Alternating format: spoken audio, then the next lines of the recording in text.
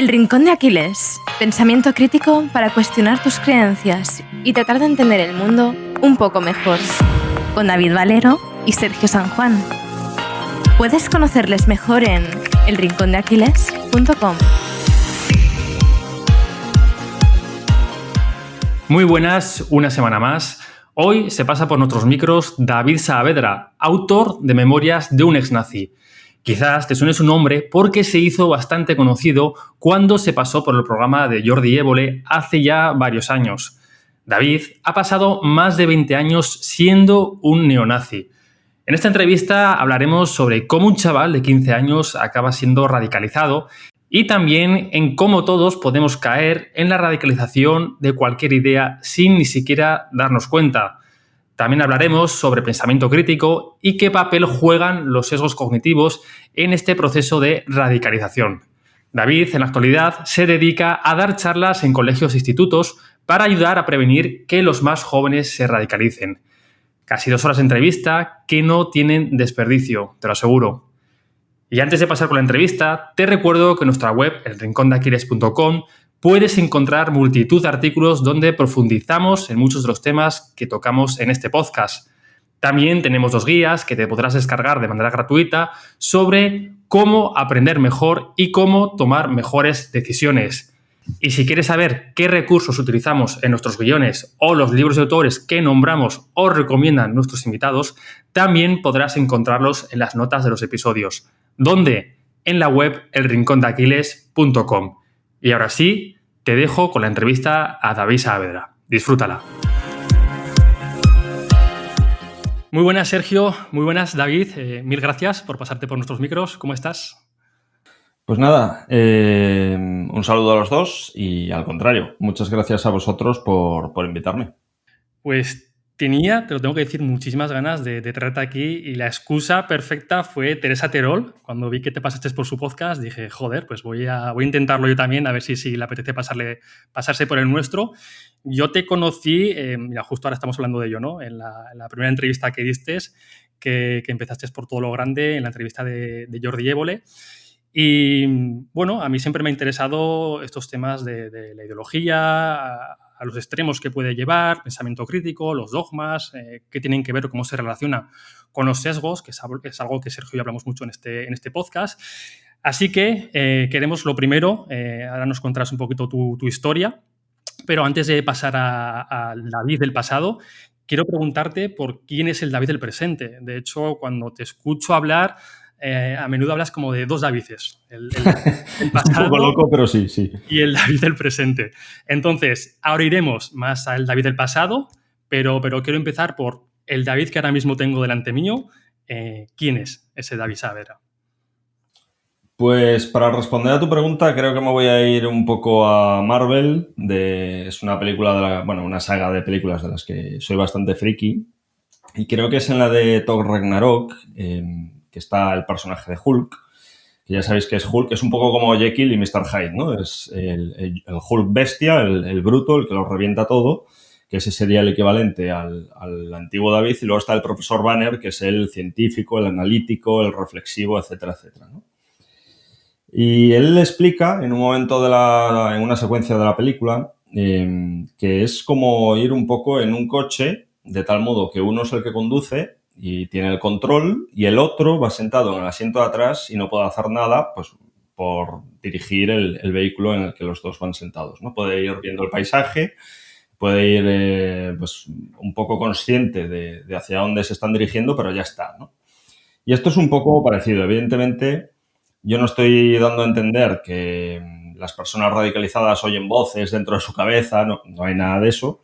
Pero un poco ahora, después de haber vivido el proceso que viví, en la distancia, viendo un poco por el espejo retrovisor todo lo que ha sido mi vida, sí que me sirve una buena metáfora, ¿no? Es como que la persona que soy ahora antes estaba un poco amordazada dentro de mi mente, pero está claro que debía existir. Yo no he salido de la nada. Pero el que dirigía, el que cortaba el bacalao, era otra persona completamente distinta, ¿no? De la persona que era, te puedo decir un montonazo de cosas, porque aparte lo sigo siendo. Esto no es que cortas radicalmente un desarrollo de un ser humano y de la manga te sacas otro. Evidentemente yo sigo bebiendo de la persona que fui, lo que pasa es que hay cosas que tengo más o menos en cuarentena y hay otras que estoy intentando, bueno, pues empezar un poco de cero, ¿no? Y ese es un poco el tema. De la persona que soy a día de hoy es más difícil responderte. ¿Por qué? Es fácil responder porque hay una forma muy rápida de responder de qué es eso del radicalismo y es que, bueno, pues vosotros dos tenéis vuestros gustos, tenéis vuestros intereses, tenéis vuestra forma de entender el ocio, etcétera, etcétera. Y luego, aparte, en plan compartimentado todo esto, tenéis pues vuestra forma, bueno, el partido político que os interesa, pues, vuestra forma de entender la política, la economía, etcétera, etcétera, ¿no? Esto en el radicalismo no existe, no existe esa compartimentación. Es como que todo es una única cosa y todas esas facetillas, esas microfacetas de la vida que he ido nombrando, están todas y cada una de ellas influidas por la ideología, de tal modo que si a un radical, en mi caso, le quitas la ideología, se acaba el ocio, se acaba la forma de entender el mundo, la forma de interactuar con los demás, incluso de vestir o incluso las personas con las que te relacionas, ¿no? Entonces, la personita de ahora, el David de ahora, lo que está es en muchas cosas, en música, en cine, en prácticamente todo, empezando de cero. Yo lo digo muchas veces, la gente se queda loca de la cabeza, pero, por ejemplo, hace poquito descubrí el grupo Metallica. Yo Metallica ya sabía que existía, pero nunca lo había escuchado, ¿no? No es lo mismo oír que escuchar. O sea, lo había oído muchas veces pues, en la radio, etcétera, etcétera, pero como lo consideraba música del sistema, que es como le llamamos nosotros cuando estamos metidos, somos víctimas un poco de este tipo de pensamiento. Es importante hablar de eso, de ser víctima de esto. Pues no le prestaba atención, ¿no? Y cuando ya esos sesgos desaparecen, verdaderamente te puedes centrar en este tipo de cosas y llegar a admirarlas. Lo mismo me pasa con el cine. Yo siempre fui anti a muerte Quentin Tarantino. Quentin Tarantino lo considerábamos, vamos, sobre todo por la última película, una de las últimas que hizo, la de Malditos Bastardos, un cineasta súper, mega, ultra antinazi, ¿no? Antifascista. Y, por supuesto, un siervo de la judería internacional que domina Hollywood y todas estas cosas, ¿no? Pues descubrir a Quentin Tarantino fuera de todos estos sesgos, una vez más, fue, o sea, descubrir que te gusta algo, que siempre has empujado en la dirección de odiarlo, es un what the fuck cerebral bastante potente, bastante interesante. Y Malditos Bastardos, sí es verdad que me costó, tuve que doblegar mucha disonancia cognitiva para ver esa película, pero a la larga me terminó gustando y hasta flipando, ¿no? Y eso un poco con todo, con cualquier cosa que se te ocurra, tengo que empezar de cero, tengo que descubrirlo. Evidentemente, por ejemplo, el reggaetón me sigue sin gustar. O sea, el reggaetón lo odiaba cuando estaba metido en estos berenjenales y lo sigo, o sea, no lo odio, evidentemente, no me salen fístulas de pus cuando lo escucho, pero nunca jamás lo pondría pues en mi casa o en mi coche cuando estoy viajando, ¿no? Sí, sí. Lo que pasa es que ahora es como que puedo elegir más libremente qué me gusta y qué no me gusta también. Si coincide que algo sigue sin gustarme, pues mira, es casualidad. Pero ya puedo decir yo libremente que esto no me gusta, que esto no me entra por el oído, que no es porque la judería esté detrás fomentando esta música para degenerar a la juventud blanca europea. No, no es por eso, es porque simplemente no me gusta y ya está. Y Pero así. de hecho, David, creo que al revés también es posible. Bueno, para la gente que no lo conozca, el rack es como se llama, ¿no? Las siglas a la música que suelen escuchar los nazis, igual que Loi, que es lo que escuchan los Yo antifas. solo escuchaba eso. Y, Sí. Rock claro, pero yo, por anticomunista. ejemplo, sí, yo he escuchado mucho rock, he escuchado mucho hoy, y a mí de confesar, no sé si hago bien en confesarlo, pero a mí me gusta el rack, tío. A mí me gusta el rack, pero obviamente si la letra de la mayoría de grupos de rack dices, hostia. Pero a mí lo que es la música, lo que es la sintonía, Sí. a mí me mola. De Sí, hecho, no. para entrenar, me pongo mucho rack. Hay gente que... Y seguramente alguien me está decir escuchando esto. ahora y se esté llevando las manos a la cabeza y Sí, diga, sí. pero ¿cómo O sea, están diciendo hay esto? peña, o sea, hay un sector grande de gente que ahora mismo ya a ti te cancelaría, diría, este tío es un nazi. Yo este experimento lo he hecho yo. O sea, evidentemente no con grupos españoles, estirpe imperial, porque la gente lo pilla enseguida, pero he cogido grupos alemanes, a los que más me gustaban a mí, y a peña que le gusta, pues grupos rollo Slipknot o, yo qué sé, Soulfly o grupos así, en plan potentes, les digo, escucha este grupo y dime qué te parece. Claro, evidentemente ellos no entienden la letra, ¿no? Y les flipa. Les flipa porque efectivamente, musicalmente, es el mismo estilo y son muy buenos, tocan muy bien, ¿no? No es, la gente igual a veces se piensa que son grupos que tocan en un garaje y se escucha con eco. No, es gente que graba en estudios, evidentemente son estudios especiales, ¿no? Pero sí, musicalmente son grupos muy, muy, muy buenos, que tocan muy bien, que tienen muchos recursos, que tienen buena voz, que tienen buenos guitarras, baterías, etcétera, etcétera.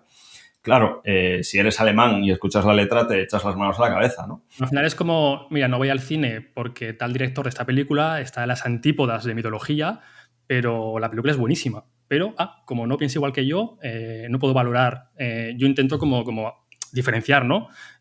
Yo no soy nazi ni estoy de acuerdo, pero a mí el rack o algún grupo, mejor dicho, a mí me ayuda, por ejemplo, a entrenar y me motiva muchísimo. Y sé que las letras, si las traduces, dan miedo escucharlas, la mayoría de ellas. Pero yo no siento que esté apoyando, ni mucho menos, ese movimiento por escucharlo. Igual que por ir a ver una película, no apoyo ni dejo de apoyar, más que en términos económicos. Claro, eso es como decir casi, salvando un poco las... A ver, evidentemente si compras el CD es distinto, porque ahí sí que estás apoyando a nivel monetario este tipo de grupos, ¿no? Pero es como si dices que si te gusta una película de Woody Allen, eres pedófilo, ¿no? O algo así, no sé. Y no, evidentemente no es así. Efectivamente estamos llegando a unos niveles socialmente que este tipo de cosas como que no ayudan, ¿no? Claro, hay algunos sectores que, insisto, los que más se echan las manos a la cabeza por lo que has afirmado tú, que es algo que es lícito. Yo, igual es por la experiencia que he tenido, no provoca que me reacomode incómodo en la silla. Y hay otros que no lo van a entender, ¿no? Pues porque están acostumbrados a coger un gran saco y todo lo que esté en ese saco es malo. Y eso no es cierto. Yo cuando doy charlas en los institutos, en los colegios, intento hablar bien de lo que tengo que hablar bien y rajar de lo que tengo que rajar, ¿no? Es como que, por ejemplo, a nivel político, a grandes rasgos, digamos, desde mi punto de vista, hay otro ex-nazi o otro nacionalsocialista metido en ese mundillo que te dirá otros puntos fuertes. Pero para mí, lo que es característico del pensamiento nacionalsocialista es, de una parte, la cuestión racial y de otra parte, la cuestión judía. Y luego hay como una zona de grises de la forma de entender el socialismo, la forma de entender la naturaleza, el animalismo, etcétera, etcétera, que beben de muchas formas de entender el mundo, de otras ideologías, si se quiere, ¿no? Entonces, esto conlleva que dentro del nacionalsocialismo haya cosas que estén bien. O sea, insisto, el animalismo, la defensa de una vida natural, no sé, un sentido de... No sé, ahora mismo tendría que darle algunas vueltas para no pillarme los dedos, pero hay cosas dentro de esa cosmovisión que son correctas, que van más allá del bien o del mal, ¿no? Es como cuando digo que Hitler era un excelente orador, que era un genio de la oratoria. Hay gente pues, que me mira en plan de, pero, ¿qué está diciendo? Sigue siendo nazi, ¿lo veis? No sé, es como... Entiendo que hay que meterse un poco en un terreno quizás algo ambiguo, o hay gente que diría que es incluso equidistante, pero las cosas no son ni blancas ni negras. Y esto es una cosa que yo insisto mucho en los institutos. Una de las cosas que señala o da a entender que una persona está entrando en una senda peligrosa de radicalización. Esto para mí era, desde fuera tenía que verse súper evidente cuando tenía 15, 16 años, es que para mí las cosas solo eran o A o B, o blanco o negro, o bueno o malo. Y muchas veces las personas que dicen combatir este tipo de de dinámicas o estructuras mentales, como me gusta a mí llamarlos. Ellos hablan solo de ideología. Insisten mucho en que esto es el mal absoluto porque a ellos les permite presentarse como los buenos, ¿no? Entonces eso, al fin y al cabo, pues les hincha mucho el ego y no ayuda. Y sobre todo es entender lo que tú dices, ¿no? Que la vida es una gama de grises, más que un blanco o negro, y esta tendencia que tiene también la gente al ellos contra nosotros, que muchas veces la usan en nuestra contra de, oye, identifico al demonio, que en este caso estamos hablando de los nazis, ¿no? Y de repente cualquier idea, como la dice un nazi, no vale, cuando deberíamos de coger las ideas por separado, independientemente de quién venga, claro, eso en un mundo ideal. Hay una frase por ahí muy buena que dice que la verdad es la verdad, la diga Agamenón o su porquero. Y es verdad, o sea, eso es así. Lo mismo de la música de antes, de ponerle a una persona random, ¿no? Un grupo de música de rock alemán y decirle, oye, ¿qué te parece esto? Lo he hecho con frases de Hitler. De frases de Hitler, claro, la gente se cree que Hitler solo hablaba de la raza aria y de 4 chorradas más, pero no, la verdad el tío pues, le prestaba atención a un sinfín de cosas, ¿no? Yo te saco de contexto una frase, ya sea de un discurso o del Mein Kampf, te la pongo delante y no te digo de quién es, te digo, oye, ¿qué te parece esta frase? Y dices, pues estoy muy de acuerdo. ¿Sabes quién era? Y te doy a elegir, ¿no? Yo qué sé, Napoleón, Hitler y Gandhi. Y la gente igual dice Gandhi. Y cuando les digo que es Hitler, pues flipan, ¿no? Y es que es así, es que ese tipo de ejercicios es lo que hay que hacer, que no es el mal absoluto contra el bien verdadero. No es tan fácil, no es tan sencillo. Yo antes de seguir saltando estos temas de psicología que me encantan, hemos conocido un poco al David del presente, ¿no? Y cómo piensa y cómo ha incorporado pues esa gama de grises en su forma de ver el mundo, pero siempre solemos hacer una pregunta que seguro que te suena este discurso de Steve Jobs que dio en Stanford sobre los puntos que luego miras hacia atrás y eres capaz de unirlos. Me gustaría preguntarte por esos puntos que, con ese retrovisor que comentabas antes, ¿no? Que miras por él y dices, vale, estos 3, 4 hechos han cambiado bastante el rumbo de mi vida. Para conocerte ya en concreto.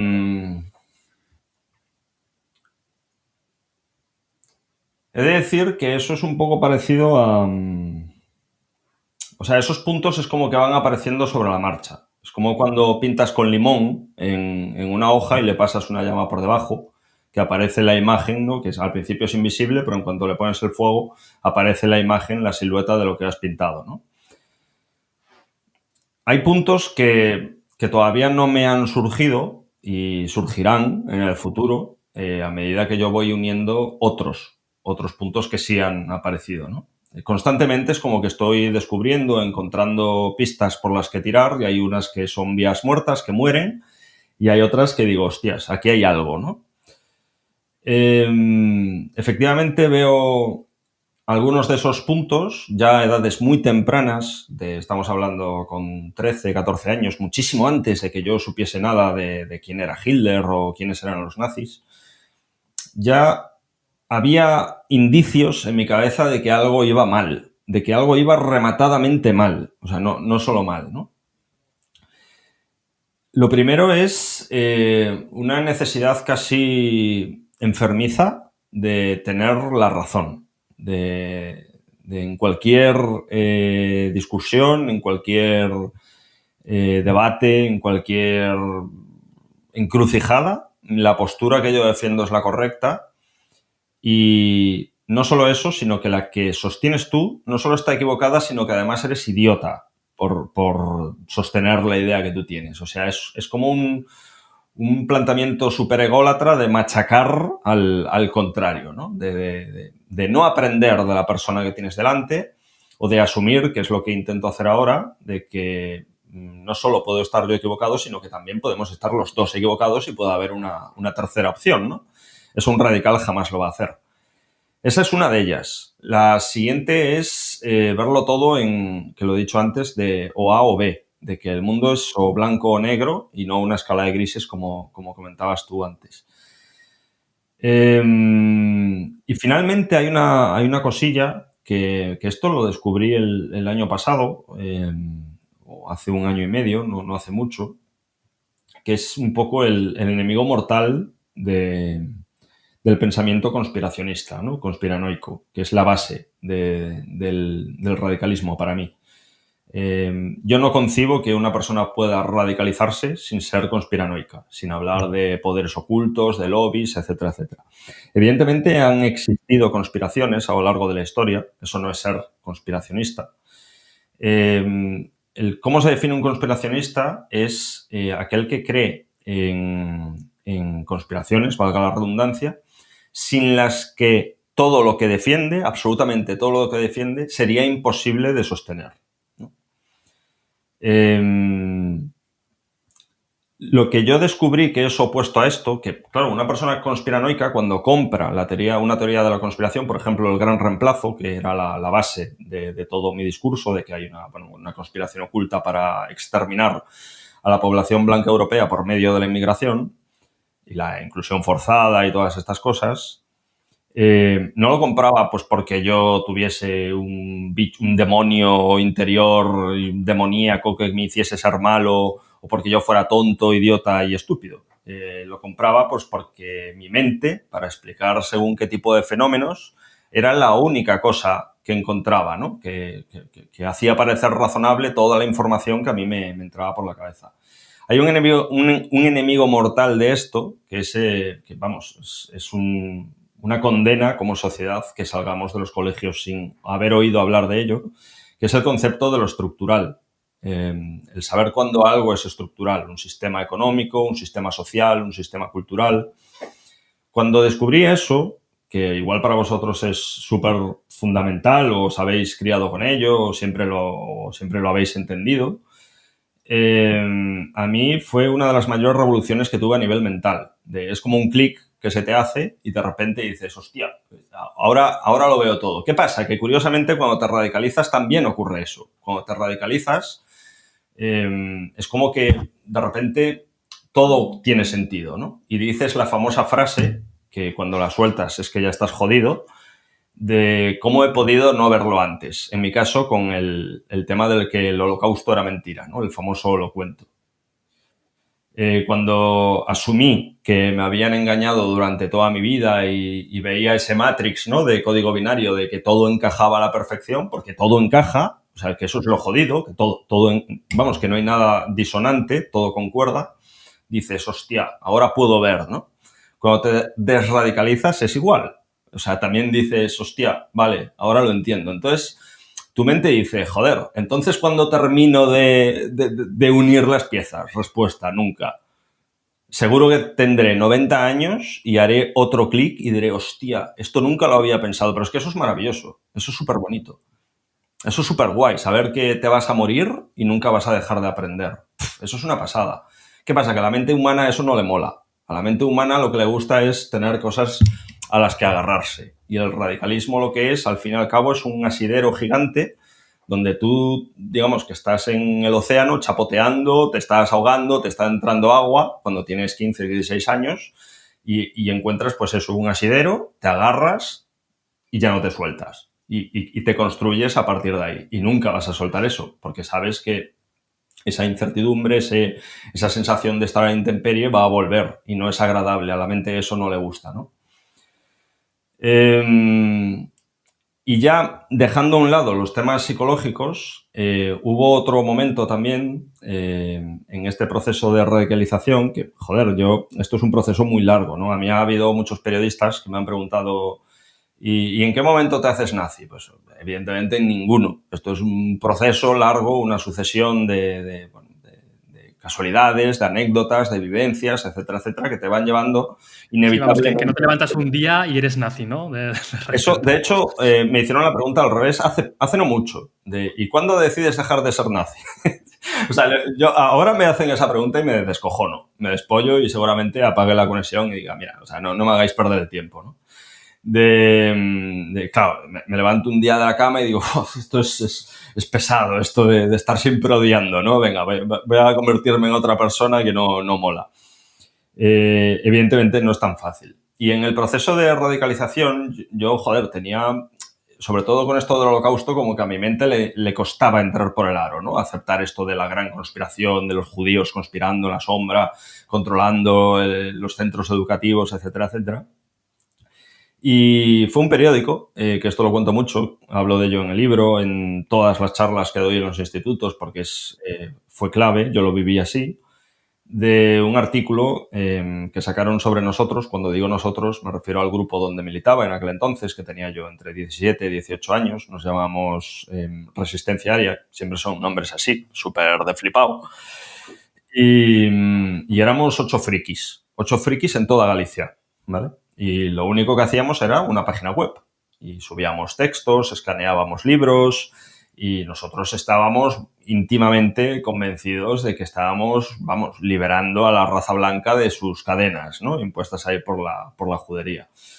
La verdad os hará libres. De hecho, ponía en la entrada a la Librería Europa de Barcelona, que era famosa porque, bueno, se vendían ahí todos estos libros negacionistas del Holocausto, ¿no? La verdad os hará libres. Esa frase era clave. La verdad, la nuestra, por supuesto.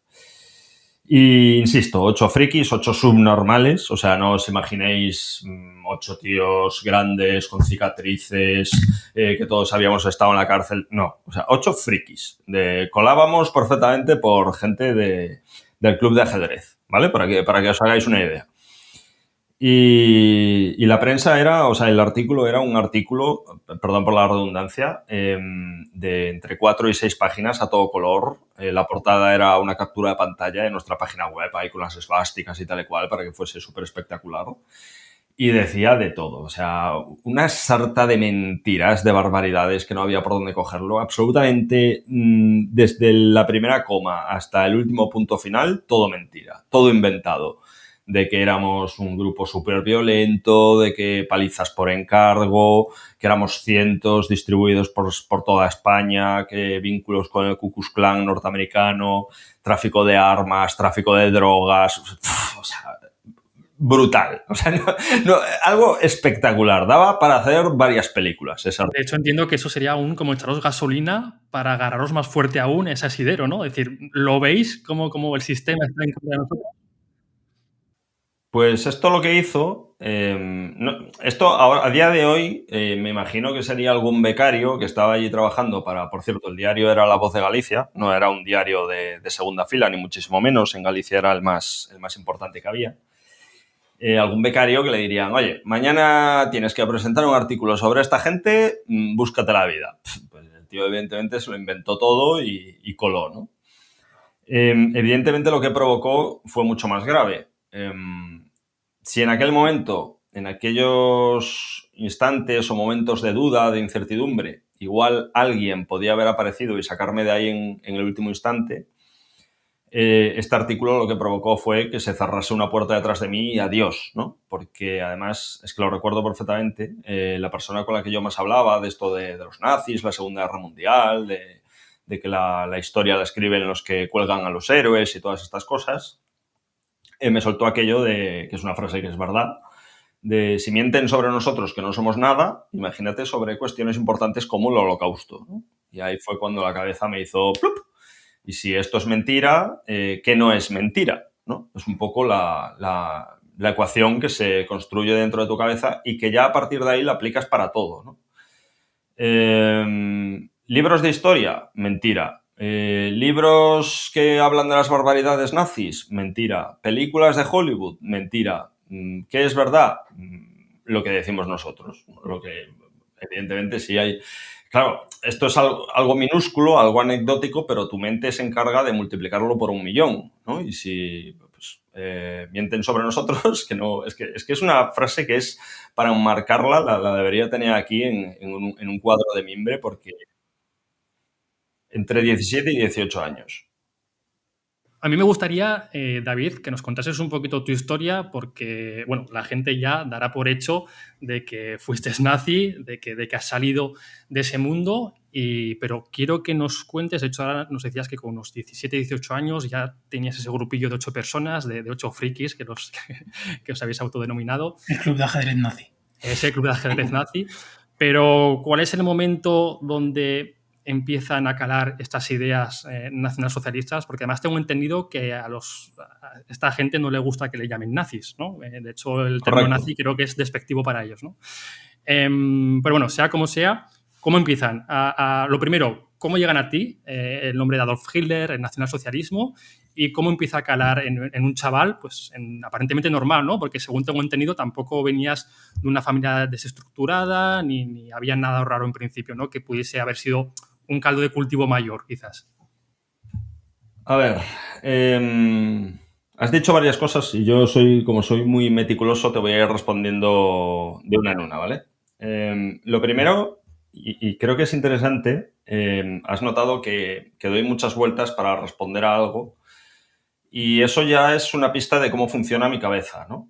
Mi cabeza es como que de alguna manera los moldes de pensamiento que sigo utilizando son los mismos que utilizaba hace unos años, ¿no? En el sentido de, o sea, tú imagínate, o sea, una persona radicalizada es como que su mente es como un árbol, ¿vale? Un árbol con muchas ramas y esas ramas tienen ramificaciones y esas ramificaciones, otras ramificaciones, pero al final todo está unido a un mismo tronco, ¿vale? De tal modo que cuando alguien se desradicaliza, ese tronco cae el árbol entero y no hay nada en absoluto. O sea, no hay ninguna forma de entender ninguna cosa por separado, ¿vale?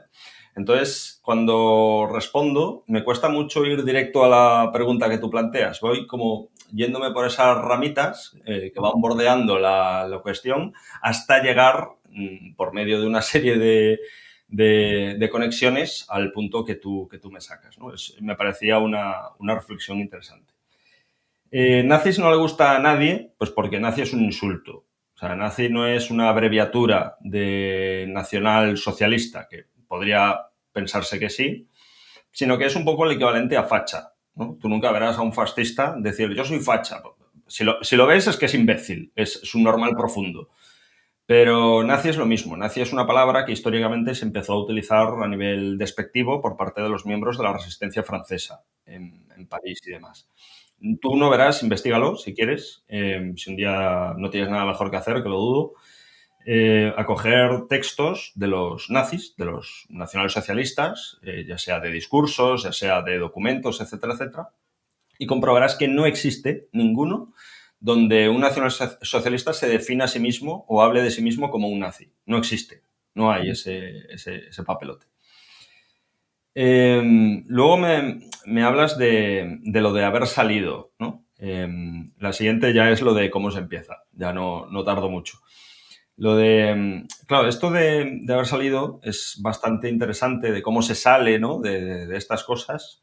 La respuesta no es muy políticamente correcta. La respuesta es que a día de hoy yo creo que no se sale.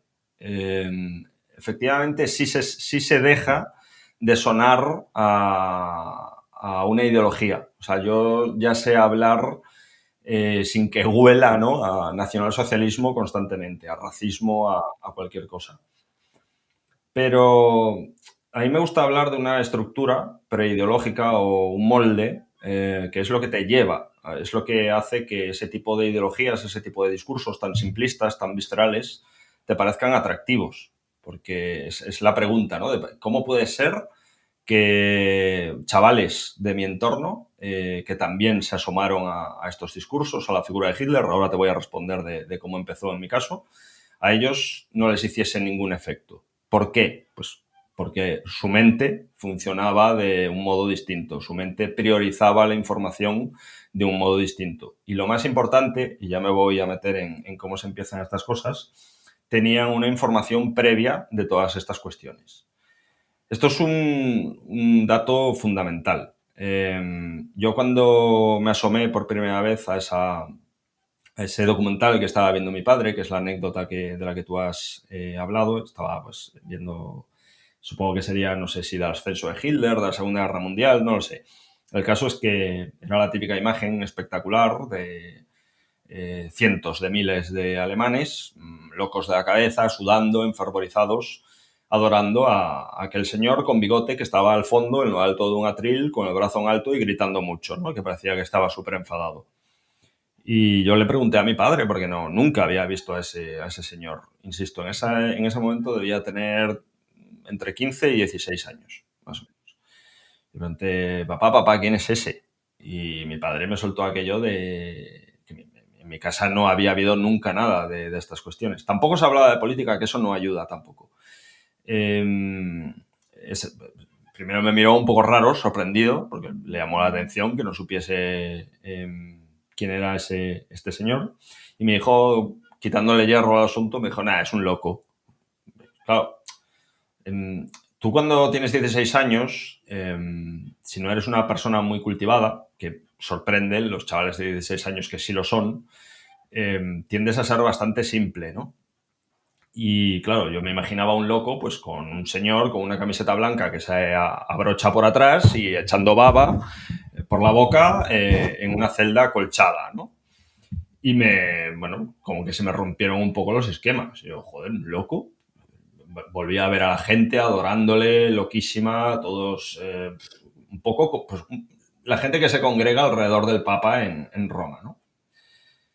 Y bueno, pues ahí se quedó el percal. Pero la primera sensación que me transmitió ver aquello fue de wow, ¿no? Ese wow es muy importante, porque lo primero que recibes de algo, esto vosotros lo sabréis, yo lo descubrí hace meses, gracias a Teresa, precisamente, que le dije, wow, gracias por esto, me lo encontré de casualidad en un vídeo de su podcast y ya lo incorporé inmediatamente a las charlas en los colegios. El efecto Semmelweis ¿no? De la primera información que recibes de una idea ya es muy difícil de quitar si no hay nada previo anterior, ¿no? Y claro, cuando la primera emoción que recibes de algo es algo positivo, es algo emocionante, es algo que te pone un poco los pelos de punta, ya mal empezamos. Yo esto lo he comprobado charlando con compañeros de entonces de mi colegio, y no es que fuese algo casual mío, de que yo era mal estudiante o yo estaba empanado en clase de historia y no prestaba atención. Efectivamente, debíamos tener un profesor especialmente mediocre, especialmente inútil, y ninguno tiene registro mental de no haber hablado solo de Hitler, sino de la Segunda Guerra Mundial, de la Primera Guerra Mundial, del franquismo, de la Guerra Civil, etcétera, etcétera, etcétera. O sea, es como que llegamos en el temario a la Revolución Industrial y se acabó, ¿no? Y esto sigue pasando a día de hoy, que es lo grave. Ya no llevo mucho tiempo, llevo un año y medio recorriendo institutos y colegios de toda España, y no han sido pocos los alumnos que me han interrumpido en medio de la exposición, que ya he tenido que incorporarlo con medio de presentaciones, etcétera, etcétera, para preguntarme qué es eso del Holocausto. David, ¿qué es eso del Holocausto? ¿Y qué es eso de los nazis? Y claro, es un poco triste, ¿no? ¿Chavales de qué edad, más o menos? Chavales de 15, 16 años, de 17 incluso. Hubo uno, pero lo que pasa es que este sí es verdad que debía ser especialmente un bala perdida, porque sus propios compañeros se echaron las manos a la cabeza, que me preguntó si había conocido a Hitler en persona. Que es un poco ya que dices, tío, o sea, no, deja de ir al colegio, búscate otra cosa que hacer, porque evidentemente estás perdiendo el tiempo, ¿no? Pero me sorprende que chavales de 15 y 16 años no hayan oído hablar del Holocausto. No pasa en todos, ¿eh? Sí es verdad que hay centros a los que he ido que justo hicieron coincidir mi visita con, bueno, iba yo pues desplazándome, buscando el salón de actos, y en los típicos tablones te encuentras trabajos que habían hecho los chiquillos y las chiquillas del Holocausto, ¿no? De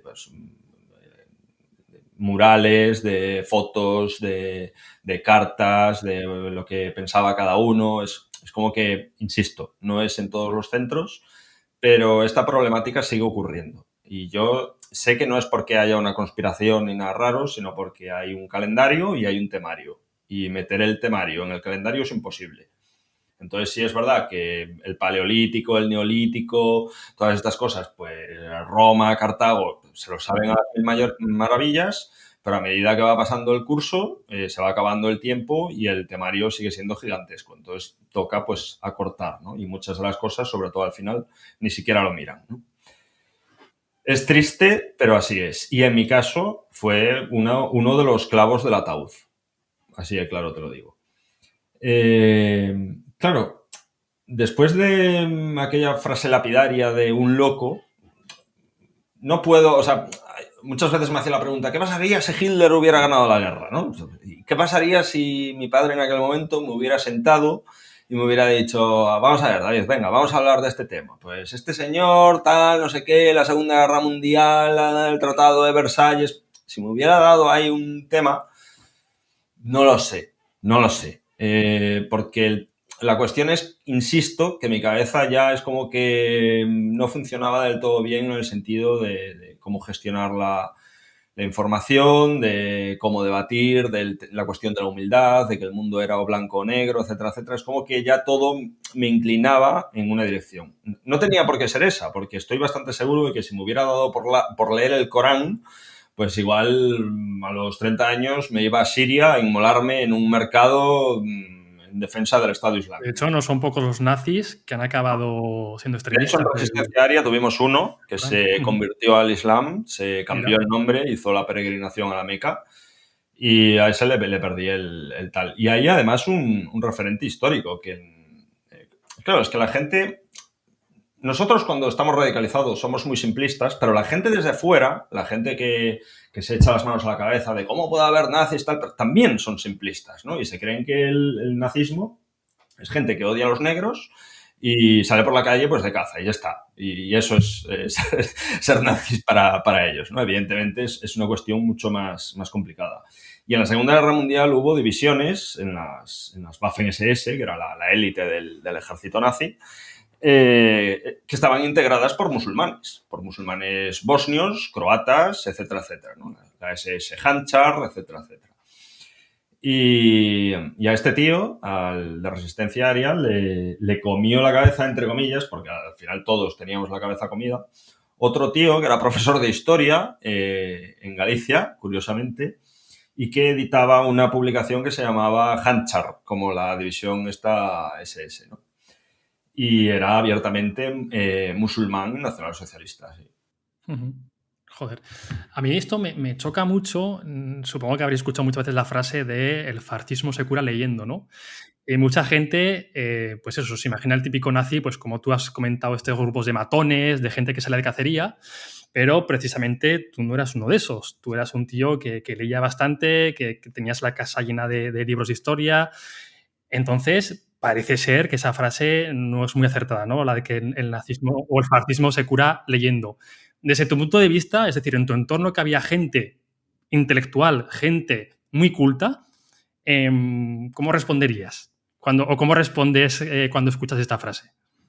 De esa frase, esa fue Tengo una serie, bueno, el canal de YouTube lo tengo abandonadísimo, hace como meses que no grabo nada, pues no estoy ahora mismo en una fase muy creativa, muy buena, pero tengo una saga, vamos a llamarlo así, que se llama Frases Chorras, y el primero que hice es el fascismo se cura leyendo, precisamente. Me parece una de las frases más ridículas, pero no apostas, sino, claro, tú si te fijas solo en la ideología, tiene sentido que defiendas eso. Pero cuando entiendes que es la psicología lo que radicaliza, más allá del mundo de las ideas, la cosa es muy distinta, ¿no? Yo en mi libro hablo de dos realidades, ¿no? Por una parte, yo los bautizo así, cualquier otro les puede llamar como quiera, ¿no? Yo hablo de los ultras, del mundo hooligan, de una parte, que ahí atrás salió un libro que, curiosamente, cuando salió publicado, yo daba mis primeros pasos en estos mundos.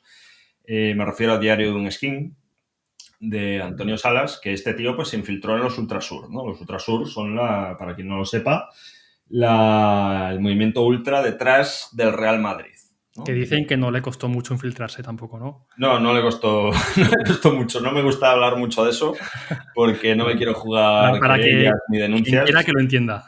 Sí, quien quiera que lo entienda. A ver, el tío es verdad que sí que se infiltró en los Ultrasur, iba con su cámara, etcétera, etcétera. Pero digamos que estos círculos son muy cerrados y si no tienes un padrino, si no hay alguien que hable de ti, que te presente un poco en sociedad, no entras. O sea, es muy difícil, ¿no? Son como grupos muy herméticos. Y digamos que el padrino de este señor era uno de los nazis más famosos que había en Galicia, que era el que con el que yo más tiempo pasaba hablando. Y dejémoslo en que eran amigos desde hacía muchos años. El Antonio Salas, que es un seudónimo, igual que mi apellido, y este chaval, ¿vale? Ya lo que quiera entender cada uno, que lo entienda. Lo dejamos pero bueno, no voy a revolver más ahí.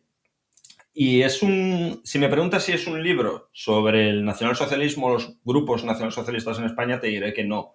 Si me preguntas si es un buen libro sobre el movimiento ultra, el hooliganismo, pues te diré que sí. Claro, a ese libro le falta un trozo gigantesco. Y él, además, como no sabía la información, cuando no sabía la información se la inventaba y además mete en el mismo saco cuestiones que no tienen nada que ver con el mundo del fútbol, ¿no? Yo en el libro, aparte de los hooligans, hablo de los puristas. Les llamo puristas porque para ellos solo es nacionalsocialismo aquello que tuvo lugar entre 1933 y 1945, ¿no? Entre que Hitler llega al poder y acaba la Segunda Guerra Mundial. Supuestamente, porque nosotros decíamos que había acabado en 1947, pero bueno, eso es otra historia, ¿no? De hecho, Hellboy empieza así, la película. Vale, y estos puristas, que son los que más, es cierto que los hooligans pues a los periodistas les gusta mucho porque hacen mucho ruido, son muy violentos y lo ponen todo muy fácil, ¿no? Como que radical igual a violento, fin. Y cualquiera compra esa película, pero no es verdad, ¿no? Estos puristas no tienen nada que ver con el mundillo ultra, de hecho se podría decir enemigos, contrarios, los desautorizan. Si fuera por estos, los ultras acabarían todos en campos de concentración, como delincuentes comunes que son.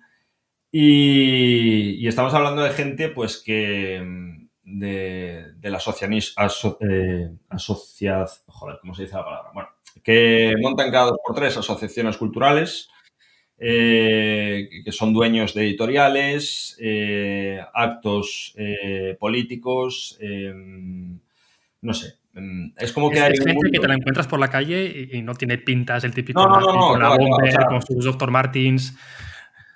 en absoluto. De hecho, yo no tiro de hooligans, de cabezas rapadas en las charlas de los institutos. Yo hablo de Pedro Varela, por ejemplo, que es el que ellos mismos sitúan como el número 1, como el ejemplo a seguir, ¿no? Y Pedro Varela es, para quien no lo sepa, pues un tío que ha sido toda su vida librero, presidente de la Ediciones Ojeda, que era una editorial negacionista, ya cerrada hace muchos años por la policía, y el dueño principal de la librería Europa, que he mencionado antes, allí en Barcelona, ¿no? Una librería conocidísima a nivel internacional por editar, distribuir y vender libros, ellos dicen revisionistas, libros negacionistas, ¿no? Libros negacionistas del Holocausto, que dan otra imagen de Hitler, de la Segunda Guerra Mundial, no es como dicen los libros de historia, etc., etc., etc., ¿no?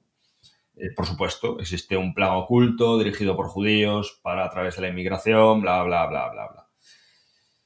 Y tú a este señor lo ves, es un tío que va siempre de traje, va siempre pulcramente vestido, por supuesto, cero tatuajes, cero pendientes, no sé, habla muy bien, habla muy educado, es muy culto, ha leído muchísimos libros, muy refinado, muy cortés, además es cae bien, es un tío simpático en distancias cortas, no, vamos, te rompe, o sea, si llegas a este mundo pensando que los nazis son cabezas rapadas que salen de caza y ves a este tío, dices, efectivamente, los medios mienten. Un poco el artículo de La Voz de Galicia, pues llevado a este extremo, ¿no?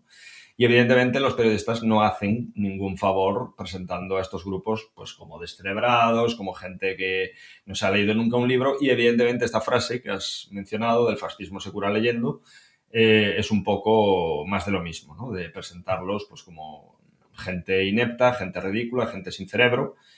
Y por supuesto los antifascistas son muy listos ellos, seres de luz que combaten a estos zafios y gañanes, ¿no? Bueno, de hecho, te vi en un debate con Nogueras, que también se pasó por este podcast hace un tiempo. Nogueras es de las personas que a mí más me ha enseñado. Es un crack, de hecho le mandamos desde aquí un abrazo. Y bueno, en su libro lo dice, ¿no? Al final la gente inteligente y la gente más culta es la gente que más armas tiene precisamente para justificar sus mierdas. O sea, que realmente, más que en este caso, que curar el fascismo, de hecho, esta gente tiene muchas más armas y más herramientas para justificar todo lo que defienden. De O sea, es hecho, totalmente lo contrario a lo que dice esta frase. fíjate, David, cómo es esto así, que, o sea, a mí me daba pereza debatir con, por ejemplo, o sea, a mí yo de antes, ponerme delante tuya, ¿vale? Hablar sobre el nazismo, sobre Hitler, el holocausto y todo esto, me daría una pereza absoluta. O sea, para mí sería como hablar con un niño de 5 años al que constantemente tengo que estar interrumpiendo, que por supuesto ya sé todo lo que me va a decir, o sea, yo parto con una ventaja absoluta y además me vas a decir lo que yo ya espero y constantemente te voy a estar teniendo que explicar las cosas desde cero, ¿sabes? O sea, es como que, imagínate, desde los 16 años hasta los 33, 34, que fue cuando se me empezó a encender alguna luz dentro del cerebro, lo que es para mí la seguridad que me daba, el orgullo, la satisfacción, el verme a 1000 años luz de sabiduría por encima del 99,9% de las personas. Esa es la dificultad intrínseca que hay de radicalizar a alguien. Que a una persona que se ve a sí mismo como alguien súper sabio, muy top, en realidad le tienes que demostrar que es imbécil. Eso es prácticamente imposible. Y es la complejidad de todo este tipo de fenómenos. O sea, yo Y que creo que salir posiblemente, de David, casualidad. posiblemente sean muy listos y tengan buenos argumentos, lo que pasa es que han caído en las ideas incorrectas o no sé si hablar de ideas incorrectas aquí, pero han construido argumentos sobre esa estructura que hablabas, ¿no? Que a lo mejor la estructura incorrecta porque esas primeras ideas que le han llegado pues no tenían con qué contrastarlas, pero realmente esas personas eran muy listas. Lo que pasa es que no O tenían sea, esa variedad de ellos lo que ideas. van a hacer constantemente es llevarte a su terreno y ahí te van a machacar. Porque aparte de que el sentido común que tienen ellos es distinto al suyo, tú no vas a tener ni capacidad, ni argumentos, ni datos para debatir a su nivel. Y es que te van a destrozar. Y eso no significa que ellos tengan más razón. Yo, Este por punto ejemplo, es aparte clave, ¿eh? O sea, la gente tiene que entender que en la mayoría de los casos, con la política pasa, ¿no? Quien gana el debate no significa que sea el que tenga la razón. O sea, puede tener, pues eso, mejor dialéctica, más argucias, más argumentos, ha preparado mejor el debate, pero eso no significa que la verdad que hay detrás tenga más poder de la verdad o menos poder de la verdad. Y damos por hecho de que sí, damos por hecho de que, hostia, esta persona, como tú dices, se ha comido al contrincante, por lo tanto, esta persona es la que tiene razón. Y ahora si me pongo a debatir con cualquiera de estas personas que tú comentas, David, es probable que a mí pues, me den un repaso porque yo no tengo ni el conocimiento suficiente sobre el nazismo, sobre Adolf Hitler, y es probable de que me puedan contraargumentar todo lo que les diga. Y en ese caso yo me quedo en un estado de, bueno, ¿y qué digo ahora? ¿Cómo demuestro es ¿no? muy lo fácil, que David. pretendo? Tú imagínate a un sensei, ¿no? En un gimnasio de artes marciales frente a un aprendiz y le va a enseñar un ataque de cómo desarmarlo. Vale, tú imagínate que el sensei se emplea a fondo y le lanza, yo qué sé, una cosa súper compleja, una combinación, un combo súper brutal, que el pobre chaval que tiene delante, que es el segundo día en el gimnasio, que tiene cara de pipiolo, se ve sometido a una lluvia de puñetazos, de patadas, de golpes, del tío que no para quieto, que es imposible localizarlo. Claro, eso no tienes defensa posible, ¿no? Desde el minuto 1, discutiendo, o sea, si discutieses conmigo, te haría una presentación en un plazo de 1 minuto donde te rompería constantemente tu punto de partida, o sea, tu contexto, ¿no? Tu forma de entender la realidad. Es como que te plantearía un nuevo tatami, un nuevo escenario, por supuesto, afín a mí, afín a mi forma de ver el mundo, con preguntas dirigidas, sobre todo, que es una estrategia que se utiliza mucho en estos grupos. Por ejemplo, ¿qué opinas tú de que los inmigrantes estén detrás de la mayoría de los delitos? Ya te estoy obligando a aceptar que los inmigrantes son los que más delinquen en España, ¿no? Y esto se hace constantemente. Pues imagínate aún por encima con un torrente, un tsunami insuperable de 1000 metros de altura de datos, de tablas, de estadísticas, de citas de autores, todos en mi misma dirección. Es como una selección all-star del super sesgo donde todo absolutamente me da a mí la razón. Eso, claro, te quedas en plan de que no sabes por dónde salir, ¿no? Y muchas veces el efecto que provocaba era que la peña se quedaba muda, pero no muda en plan de, joder, pues este chaval tiene razón. No, porque simplemente no sabían, o sea, era imposible para ellos defenderse, ¿no? Y es un poco lo que, claro, eso desde el otro punto de vista dices, guau, qué listo soy, lo estoy humillando, este progre es que tienen el cerebro lavado, pobriños que no se enteran, ¿no? Y es como que el ego constantemente sube, sube y sube y está toda tu vida creciendo. Y claro, llega un punto que ya es prácticamente imposible salir de ahí. Yo quería preguntarte, David, porque creo que ha salido el tema, ¿no? Has hablado de que erais un grupo de 8 personas, has hablado Sí, esto en de... Galicia. Sí, en Galicia, que empezasteis de jóvenes ahí. Has hablado de que Hitler pues tenía una multitud de miles de personas aclamándole y yo veo como un elemento común, ¿no? Que es el pensamiento en grupo. Y la verdad que es un tema que cada vez le doy más vueltas, el cómo nos influye la gente que nos rodea en cómo pensamos. Coño, eso Y lo quería ves en las redes preguntarte... sociales. ¿qué? No hace falta que te vayas a Hitler, con las redes sociales ya se No, ve no, eso. total. Quería preguntarte el papel del grupo en estos movimientos más radicales. O sea, ¿qué papel juega el grupo ahí para mantener esa radicalización, para mantener esas ideas constantes? A ver, más sesgo. Igual que yo solo leía libros al final, tú no te das cuenta de esto, evidentemente. En tu realidad, ¿no? Hay una serie de literatura que te está engañando, que es la que yo por supuesto, ni me acercaba a autores judíos, porque ¿qué va a decir un judío si no, no? Y solo leía autores, pues, negacionistas, revisionistas de Hitler, del Holocausto, de todas estas cuestiones. Lo que vosotros conocéis como el nombre de sesgo de confirmación.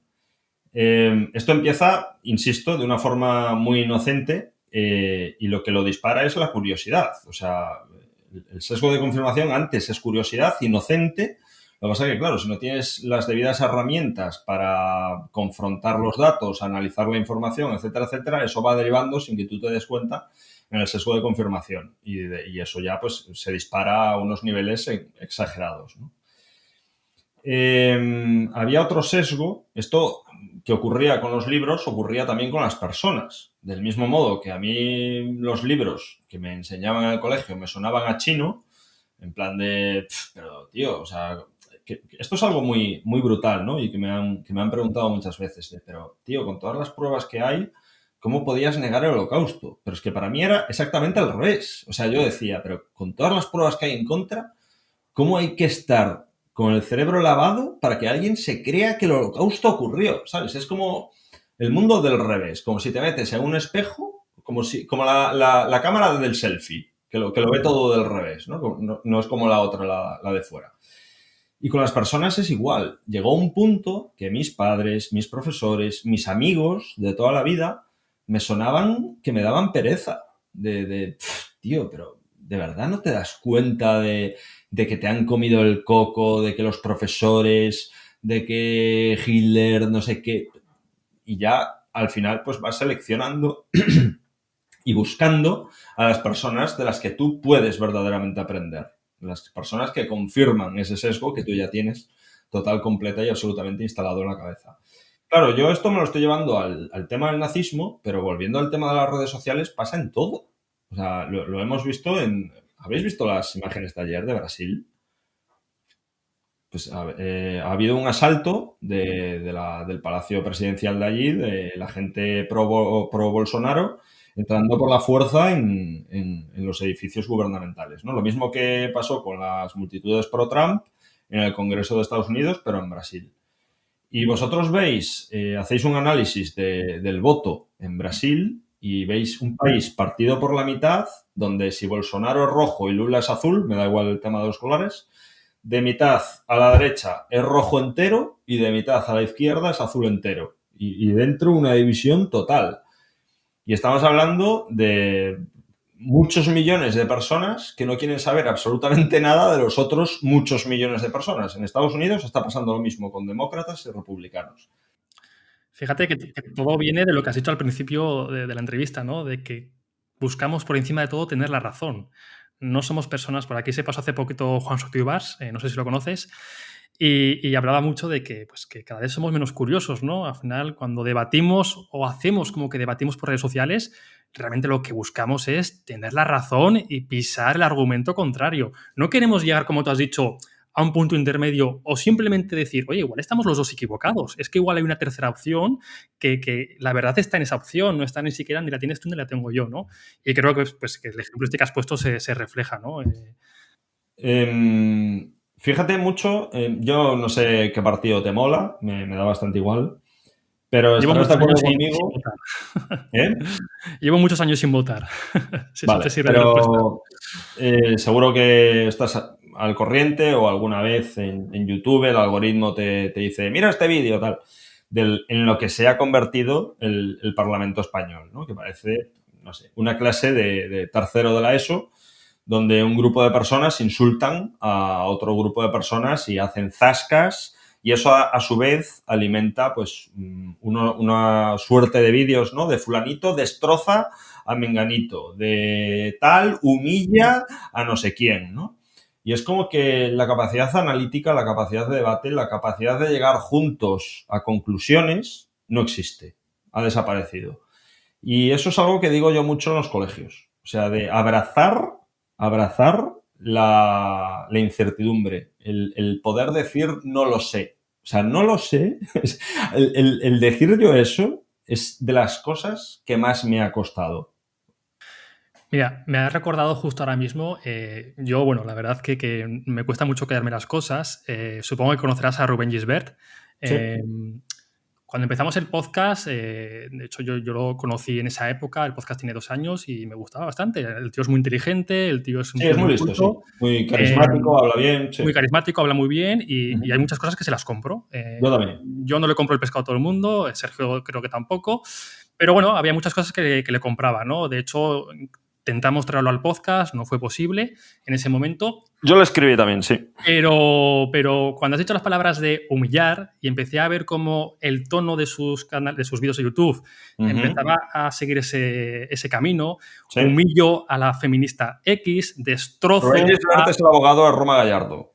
Eso es, eso es. Y eso ya fue te da para cuando unir saltó la una... alarma, ¿no? Decir, Sí. hostia, ¿cómo estáis eligiendo un camino que ha pasado de la curiosidad, de vamos a intentar buscar la verdad entre todos, a no? A yo ya me elevo por encima vuestro, tengo la razón. Sí, y David, encima- pero a ver, es difícil, ¿eh? Porque tú también piensas que Rubén Gisbert tiene muchísimos seguidores y él todos los días está leyendo comentarios de gente que le hace masajes en la espalda mientras escribe. Sí, en el no, teclado. sí, lo entiendo perfectamente, Es cómo se muy llega a difícil salir de esa dinámica. Yo, igual que tú, empecé a ver vídeos suyos y compraba muchas de las cosas que decía, cómo argumentaba, cómo iba al meollo de la cuestión. Pero en mi opinión, con toda humildad, considero que cuando se le empezó a ir la olla es con el tema de Ucrania, precisamente. Porque es como que presentaba a los rusos de buenos buenísimos y a los ucranianos de malos malísimos. Y cada vez que había una barbaridad, había sido Ucrania. Y Rusia nunca hacía nada mal. Y si en Bucha aparecían cientos de cadáveres con las manos atadas a la espalda, eso era el lobby ucraniano. Y ya es como que me empezó a sonar el discurso demasiado familiar. Y ya dije, uy, aquí ya chungo. Es como se me encendió la alarma de radicalismo, ¿no? Y ya es como que empecé a tomar distancia y alejarme de él. Pero Es bueno, un poco, David, lo que has comentado de la gente que coge a los nazis y dice todo es malo, no tiene ninguna buena idea, es gente que se come los mocos, que no ha leído nada. O sea, que de un extremo pasamos al otro pensando que el otro extremo tiene algo especial que nos va a refugiar y que nos va a dar calor, y es un poco de la misma mierda. Lo que pasa es que me alegra mucho que hayáis sacado este tema porque Rubén Gisbert raja mucho de Vox y raja mucho de los nazis y todas estas cosas, pero el ejemplo en sí sirve muy bien para poner el foco en que no es una cuestión de ideas, no es una cuestión de partidos, sino que no es una cuestión de ideología. Es como yo detecté que Rubén Gisbert estaba empezando a razonar de una forma muy parecida a como lo hacía yo, independientemente del discurso que tuviese. Ese es el punto donde hay que mirar. ¿Piensas que se puede tener ideología y pensamiento crítico al mismo tiempo? Sí.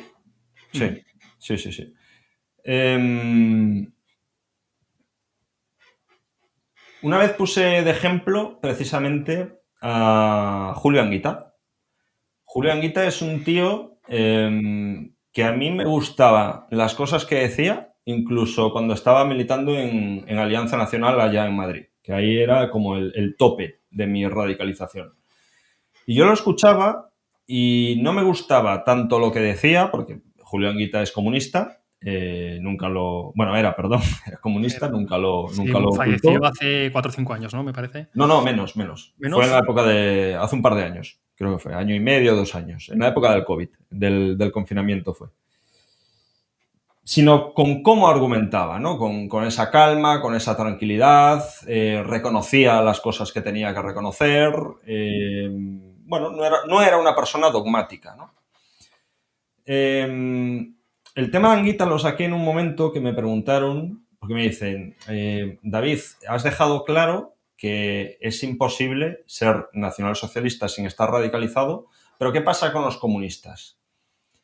Claro, yo escucho a Anguita y el tío es comunista, pero la mente le funciona de un modo que yo no detecto radicalismo. Pero efectivamente sí me he encontrado un montonazo, y entran cada 2 por 3 a insultarme en mis redes sociales, de peña que se llama, no me gusta nada la palabra, extrema izquierda, ¿no? Que es gente... un poco como lo de Rubén, ¿no? Que les funcionaba la cabeza exactamente del mismo modo que a mí, pues victimizándose, que si conspiraciones ocultas, que si España, etc, etc, etc, pero que suenan a comunismo. O sea, es como que, igual que yo, el léxico, el lenguaje, ¿no? Que se dice que es vehículo del pensamiento, estaba influenciado, o los códigos del lenguaje eran nacionalsocialismo, en su caso es comunismo. Pero no es la ideología, es, una vez más, la cuestión de la cabeza, ¿no? Entonces, sí, efectivamente, tú puedes ser una persona liberal, tú puedes ser una persona patriota, conservadora, etcétera, etcétera, lo que tú quieras, de derechas, de izquierdas, y no estar radicalizado, pero también puedes ser una persona muy fanatizada y sonar a cualquier cosa, a liberal, a anarquismo, a político incluso, y a cualquier, vamos, dentro de cualquier religión, etcétera, etcétera. Sí. Bueno, creo que es el pan de cada día, ¿no? Yo cada vez estoy menos metido en política, pero me hace gracia, ¿no? Cuando en mi grupo cercano de amigos, de colegas, pues si critico a Podemos, la gente arquea la ceja y da por hecho Entonces de que eres Vox. Pero sí, claro, pero si, Por supuesto, si critico, perdón, a Vox, arquean la ceja los del otro bando y si y ya vota criticas a Irene Podemos. Montero eres machista, es Claro, blanco o y negro. cuando ya criticas a Vox y Podemos al mismo tiempo, hay como un cortocircuito que no saben muy bien por dónde salir, ¿no? Hacen, pero a mí, David, criticar, que se pasó a Javier Recuenco hace poco también y dijo una frase brutal que creo que viene al pelo, que es que cuando te critican los de izquierdas y de derechas es que estás haciendo bien las cosas. Me parece un buen criterio de si te están Mira, criticando los es dos. una mala cita, pero bueno, me estoy exponiendo a que me lluevan disparos, pero José Antonio, el fundador de la Falange, sí, decía una frase que a mí me gusta, me sigue gustando a día de hoy, y era que, claro, la Falange jugaba un poco el discurso de que ellos eran la tercera posición, ¿no? Que no eran ni de derechas ni de izquierdas, que es algo muy característico de este tipo de grupos. Y decía que las derechas quieren conservarlo todo, incluido lo malo, y las izquierdas, perdón, quieren destruirlo todo, incluido lo bueno. Y es como que, joder, si José Antonio, que era una persona bastante radicalizada, es capaz de sacar una frase como esa, Ortega y Gasset tenía una también bastante parecida, hay que pararse a pensar que no es todo pues, tan fácil o de blanco o negro, ¿no? De hecho, creo que el principal problema de los ideólogos es ese, ¿no? Que simplifican demasiado la complejidad del mundo. Es que como seres humanos, como seres sociales, somos demasiado complejos como para decir que esto es A y esto es B. Mira, ahí, volviendo a Teresa, dijo durante nuestra entrevista una frase que me la grabé a fuego en mi cabeza, y me dijo que somos una especie, o sea, los humanos tenemos un cerebro muy primitivo para el mundo tan tecnológico que hemos construido, ¿no? Es como que que sí, que a nivel de tecnología somos la leche, vamos a la Luna, a Marte, etcétera, etcétera, pero a nivel social estamos todavía en la cueva frotando piedras y haciendo fuego para no morirnos de frío. De hecho, te quería preguntar, porque está muy relacionado con lo que dices, ¿no? La importancia de sentirse parte de algo. Nos encanta como seres humanos, como seres sociales, esa causa de la que se habla en muchas películas, ¿no? De luchar por la causa, morir por la causa. ¿En qué medida afectó esta necesidad de luchar por la causa? ¿Y estuviste o tú recuerdas en ese momento que estabas dispuesto incluso a morir por la causa? Esta pregunta da para mucho. Me alegra que lo hayas presentado así, como que eso es una pulsión humana, porque hay periodistas torpes, siento decirlo así, pero es que, en fin, que, claro, tiran como de cliché, ¿no? A ti lo que te pasaba es que buscabas sentirte parte de algo, que esto es algo que se dice mucho para zanjar el debate en torno a estas cuestiones. Pero es que eso es así todos. O sea, todos los humanos aspiramos a sentirnos parte de algo, ¿no? Es una de las razones por las que el confinamiento nos hizo tanto daño a nivel psicológico y a nivel social, porque no estamos diseñados para romper lazos con nuestro entorno, ¿no? Somos seres sociales y así es como hemos evolucionado, ¿no? Entonces, a ver, efectivamente, esto tiene una importancia, tiene un peso, sobre todo reforzado por lo que hablábamos antes de los sesgos, de que nosotros pues éramos gente súper lista, que habíamos encontrado la auténtica verdad, y todos los demás, vosotros, sois pardillos que os han comido la cabeza y pobriños, vamos a tener que ayudaros a que veáis las cosas como verdaderamente son, ¿no? Este es el escenario. Este es el escenario además sirve para cualquier persona radicalizada, ya sea para un negacionista del COVID, para un negacionista del Holocausto, para un terraplanista, da igual. O sea, la estructura es exactamente lo que acabo de presentar, ¿no? Entonces, ahí es como que el grupo es muy pequeño, ¿no? Es como que es muy reducido. Y además es el tema de la élite que gusta mucho en estos discursos, ¿no? De un grupo de elegidos que están llamados a marcar la diferencia, bla, bla, bla, bla. Claro que es importante, pero insisto, igual que es importante para un grupo de heavies que quedan los sábados por la noche pues para escuchar música y tomarse unas cervezas, igual que es importante la gente mirando constantemente los me gusta y las validaciones a las publicaciones que hacen en redes sociales, la gente que le gusta verse valorada en el trabajo, la gente que, no sé, hay muchas manifestaciones de eso, ¿no? Y a nivel de estos grupos, pues no deja de ser una más.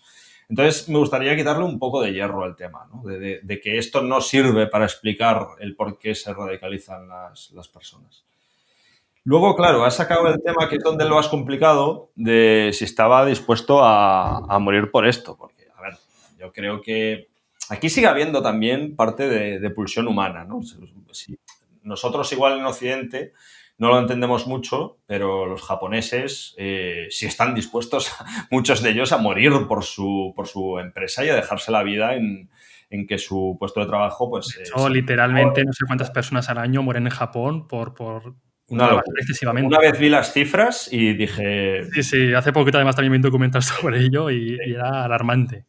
Luego, ya en nuestra sociedad, volviendo aquí a Occidente, a lo que llamamos Occidente, creo que la mayoría de la gente está dispuesta pues, a morir por sus hijos, a morir por un familiar, incluso, que es una cosa que me da que pensar, que todavía no está todo perdido, ¿no?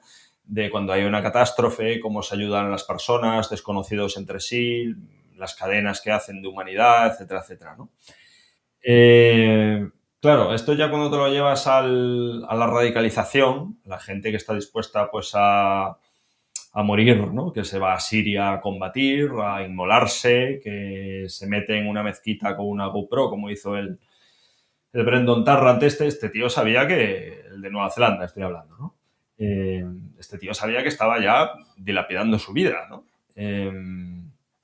Y sin embargo, pues él estaba autoconvencido de que lo que estaba haciendo era algo bueno, que esto es de las cosas más locas de todas. Claro, una persona normal que nunca se haya asomado a un proceso de estos, ve a Brendan Tarrant, que se mete con una Book Pro y dos Kalashnikovs en una mezquita y se carga a 50 personas, incluidos niños, y dice, madre mía, ¿cómo está esa cabeza, no? Pues que esa cabeza, lo peor de todo es que está perfectamente.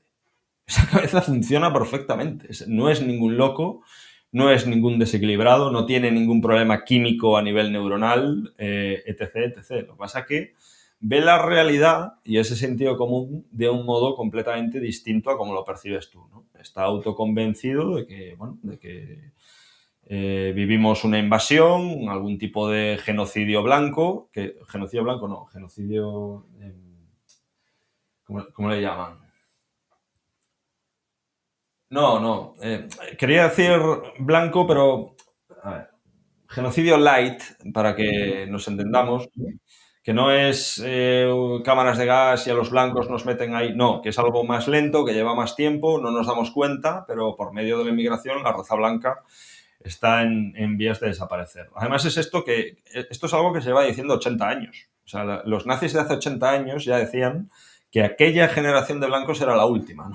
Entonces es como que se van pasando un poco la pelota. Esto Nogueras lo explica en su libro, de las sectas que se suben a un monte a esperar el cataclismo y ponen una fecha en el calendario. Lo mejor es que se la juegan y ponen una fecha. Dicen, tal día de tal año va a llegar el meteorito y va a acabar con la especie humana. Pero es que llega la fecha y Nogueras dice, cabría esperar que la gente se da cuenta de que han sido víctimas de un engaño y abandonan esa creencia. Pues no, no lo abandonan. Y con los nazis ocurre exactamente lo mismo, generación tras generación. Y yo sostenía que esta generación de niños blancos era la última y ya estaba el pescado vendido. Insisto, tú eres consciente de que, resumiéndolo mucho, todo lo bueno, lo bello y lo justo, que siempre son palabras que van unidas. De hecho, hace poco me metí en el canal de YouTube de Isabel Peralta, no sé si sabéis quién es, la chica esta que... La chica está de 18, 19 años que se hizo famosilla dando un discurso a la falange. De hecho, le acaban de prohibir de por vida la entrada en Alemania. Y dice exactamente lo mismo. Dice, este es un canal donde vamos a intentar resistir los embates del sistema que nos ha cerrado los demás canales para defender lo bueno, lo bello. Dice otras palabras, dice lo bello, lo justo, algo así, no sé, pero es lo mismo, es la misma idea, ¿no? De que el mundo está yéndose al carajo de la mano de oscuros poderes, de que nadie hace nada y nosotros sí que vemos eso y entonces tenemos que hacer algo, ¿no? Entonces no estamos jodiendo nuestra vida, sino que estamos haciendo ese algo. Claro, lo he resumido mucho. Esto es un proceso de años, de décadas y de autoconvencerte de que nadie va a hacer nada porque son todos unos borregos. Tú eres el llamado por el destino, por la providencia, como decía Hitler, para luchar por tu pueblo, ¿no? Y ser un mártir y, bueno, no hay más. Pero sí, yo fui un poco víctima de este tema. ¿Qué está pasando ahora? Que en Estados Unidos, sobre todo, se está viendo un proceso de radicalización express. Claro, yo tardé unos 15 años en llegar a ese punto, ahora se está viendo con chavales que tardan 2 o 1 año y medio. ¿Cómo explico esto? Yo fui mi generación. ¿De cuándo eres tú, David? A ti no te pregunto porque eres más joven. Yo soy del 91, tengo 31 años. Vale, yo tengo 41, yo creo que mi generación fue la última del mundo analógico. O sea, nosotros en... Yo de pequeñito estaba en la transición ya, con lo digital. Sí, es que es lo que te iba a decir. Cuando yo estaba en Resistencia Aérea, Internet estaba empezando. O sea, era raro el hogar que tenía Internet en casa. Cuando te conectabas al teléfono, ¿no? Que sonaba el sonidito este. Efectivamente, el módem aquel de 56K, que si te llamaban por teléfono se te caía la conexión, o sea, era una pesadilla, ¿no? Y todavía hacíamos el tema de fanzines hechos con máquinas de escribir. O sea, era súper artesanal aquello, ¿no? Y lo distribuíamos pues por correo, la gente nos pagaba mandándonos sellos pues para poder mantener eso pues, era un mundo que ahora se lo cuento a mis sobrinos y me miran con cara de acabo de bajarme en una nave espacial de Marte. Y claro, toda esa potencia de Internet, estos chicos ya se han criado en ella. Y es como que ha acelerado muchísimo este tipo de cosas, ¿no? En mi caso fue como más paulatino, más lento, más difícil todo. Ahora es todo mucho más fácil. Y soy bastante pesimista al respecto. Soy bastante pesimista. Pienso que, más sobre todo con la guerra de Ucrania, que si en algo tiene razón Rubén, volviendo a Gisbert, se le está dando armas sin ningún tipo de control, que entiendo que es una guerra y están tirando de lo primero que les llega, pero ojo con la peña. La peña que se está haciendo con lanzagranadas, que se está haciendo con ametralladores, que efectivamente esto del batallón Azov, sabéis a lo que me estoy refiriendo, no es algo generalizado, no es algo que se pueda hacer. La gente me decía, porque el ejército ucraniano son todos nazis. No, eso no es verdad, eso es mentira, y quien defienda eso, pues está meando bastante lejos del tiesto. Pero ese país, ese ejército, tiene un problema que no tenemos en España ni en ningún país de Europa con este tipo de grupos. O sea, no es algo testimonial, no es algo general, pero tampoco es algo testimonial. Y yo estoy bastante seguro de que ya están haciendo zulos con bidones de gasolina vacíos, etcétera, etcétera, escondiendo movidas por ahí. Y de aquí a unos años, post-guerra de Ucrania, una vez termine esta mierda, si es que termina algún día, va a haber un auge brutal de grupos armados filonazis por toda Europa. Bastante chungo, sí. Bueno, esperemos que te equivoques, David. Esperemos, pero no me voy a equivocar. Ya. Pues yo, David, es que creo que hay un punto que has tocado mucho de lado con esta chica, ¿no? Que grababa vídeos hablando de lo bello, lo justo, lo bueno, y creo que está muy bien, y creo que es algo que hay que entender, ¿no? Y me viene muy bien que lo digas tú de primera mano, y es que casi nadie se cree el villano de la película. Esto es muy importante porque nadie cree que está haciendo el mal mientras hace las cosas, ¿no? Hablas de que Hitler, la providencia, o sea, casi todo el mundo tiene como un argumento y muy poca gente se cree que está haciendo el mal, que es el villano, ¿no? Que es esta idea que se ha popularizado de el camino al infierno está pavimentado de buenas intenciones, ¿no? Y creo que es importante, pues, tener ahí tu caso de primera mano. Pero claro, a mí me surge la duda de, oye, ¿dónde está la línea, ¿no? O el límite. Porque intento pensarlo y digo, Sí, por añadir, acaba Sergio, que quería añadir un matiz ahora. ¿qué iba a decir de dónde está esa línea entre, vale, en qué momento nos estamos pasando y somos villanos sin darnos cuenta? Si es que existe esa línea. Imagino que será algo difuso, ¿no? No será una línea de lo que hablamos, ¿no? Igual que es un proceso la radicalización, imagino que esto será algo similar, pero ¿en qué momento, qué señales dices tú, aquí ya hemos pasado al lado de los villanos? A mí es que por añadir un pelín, y te dejo ya contestar, David, te contesto, no sé si habéis visto la película en Netflix de Negación, que va sobre... Es este de David Irving. Sí, sobre un científico que niega el holocausto, ¿no? Es un historiador, no un científico. Eso es, un historiador. Historiador, sí. Un historiador entre comillas. Y hay una frase, tampoco creo que haga mucho spoiler con la película diciendo esto, pero hay una frase en el momento en el que están en el juicio demostrando la parte acusada de que el holocausto ocurrió de verdad, que dice el juez, claro, no es lo mismo esta persona saber que está manipulando y está engañando de manera consciente, por lo tanto sí que está cometiendo un delito, a que esa persona realmente crea en lo que dice. Y realmente no está manipulando, o sea, desde fuera sí que se ve como una manipulación, pero realmente él no siente que esté manipulando. Acabas de poner el dedo en la llaga principal, porque yo creo que a mí la gente no me cree. O sea, yo cuando hablo de estas cosas, yo estoy segurísimo de que ha habido periodistas que les ha entrado por este oído y no es que les haya salido por el otro, es que no entró, o sea, volvió a salir, ¿sabes? Y claro, es que, a ver, yo no puedo culparlos. Yo entiendo que vivir en un mundo donde hay buenos y malos facilita mucho las cosas, ¿no? Pero es que no es así. Y efectivamente, de hecho, tuve problemas hasta con la editorial a la hora de publicar mi libro porque no entendían este punto. O sea, incluso con ellos tuve que batallar, evidentemente tuve que hacer una línea y decir, mira, esto lo siento, pero es así y si intentáis cambiarlo, no publicamos el libro.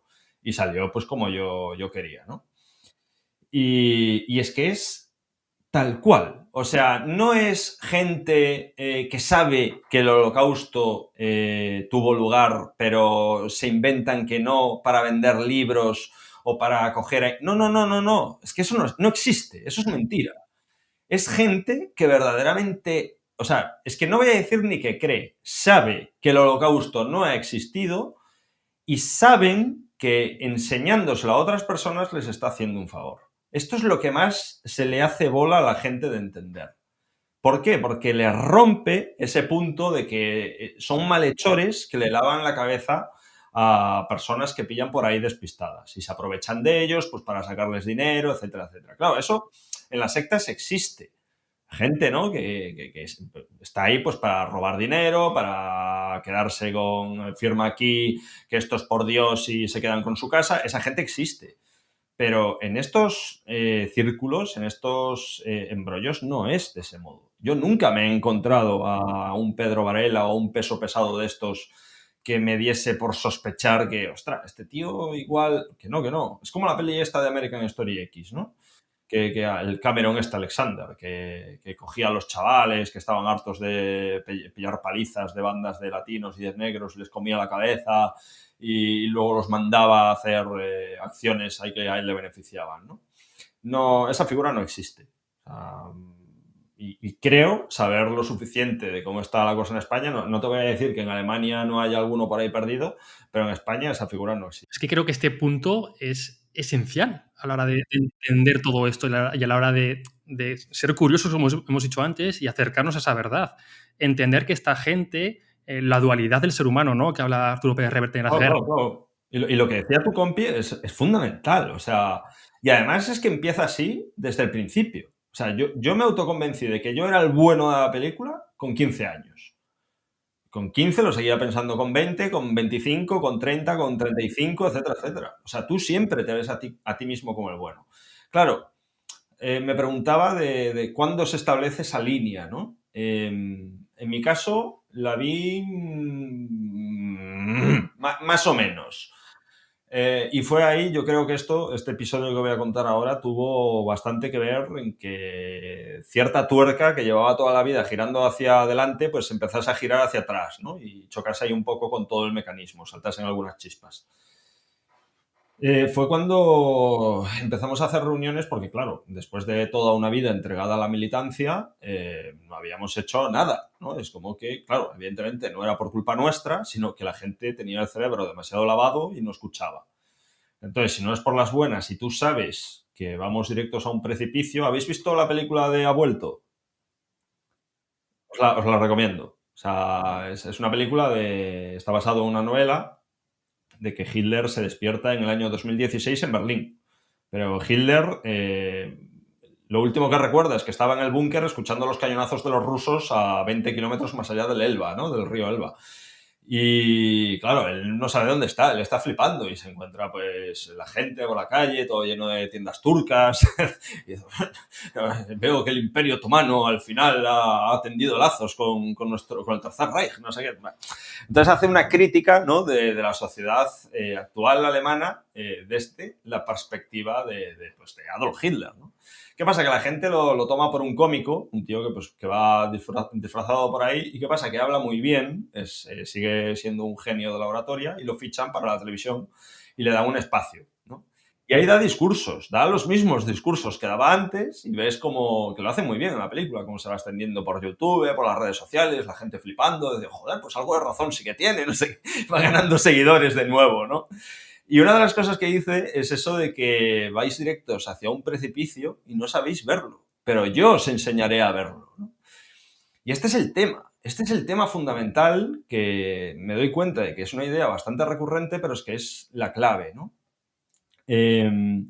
Cuando yo empecé a ver, no a tener dudas, o sea, yo no dudaba en ningún momento, mis ideas eran 100% férreas, fue cuando después de, insisto, ver que por las buenas, ¿no? Por medio de la militancia, el activismo político, etcétera, no conseguíamos nada, pues solo quedaba hacerlo por las malas. Porque, evidentemente, vale, no conseguíamos nada, pero es que está a punto de acabarse la raza blanca. No nos vamos a ir a nuestra casa como si, no pasa nada. El genocidio de todo lo bueno y bello que hay en el mundo, pero ¿qué más da? No, evidentemente, esa ecuación no tenía lugar dentro de nuestras cabezas. Entonces, solo quedaba hacerlo por las malas, ¿no? Por las malas, pues atentados, resistencia contra el sistema, etcétera, etcétera. Y claro, era bastante distinto porque no era como las reuniones de resistencia aérea, no era como el club de ajedrez. Aquí ya estábamos militares, guardias civiles, gente con acceso a explosivos, etcétera. O sea, aquí la cosa ya iba en serio, ¿no? Y yo me acuerdo de estar escuchando a un notas, precisamente al guardia civil, hablando de cómo conseguir armas, de darle el palo a compañeros suyos, que tenía fichados algunos, que eran bastante parguelas, que le íbamos a dar por detrás un golpe a la cabeza y le quitábamos el arma, que no hacía falta matarlo. O sea, este nivel de conversaciones, ¿vale?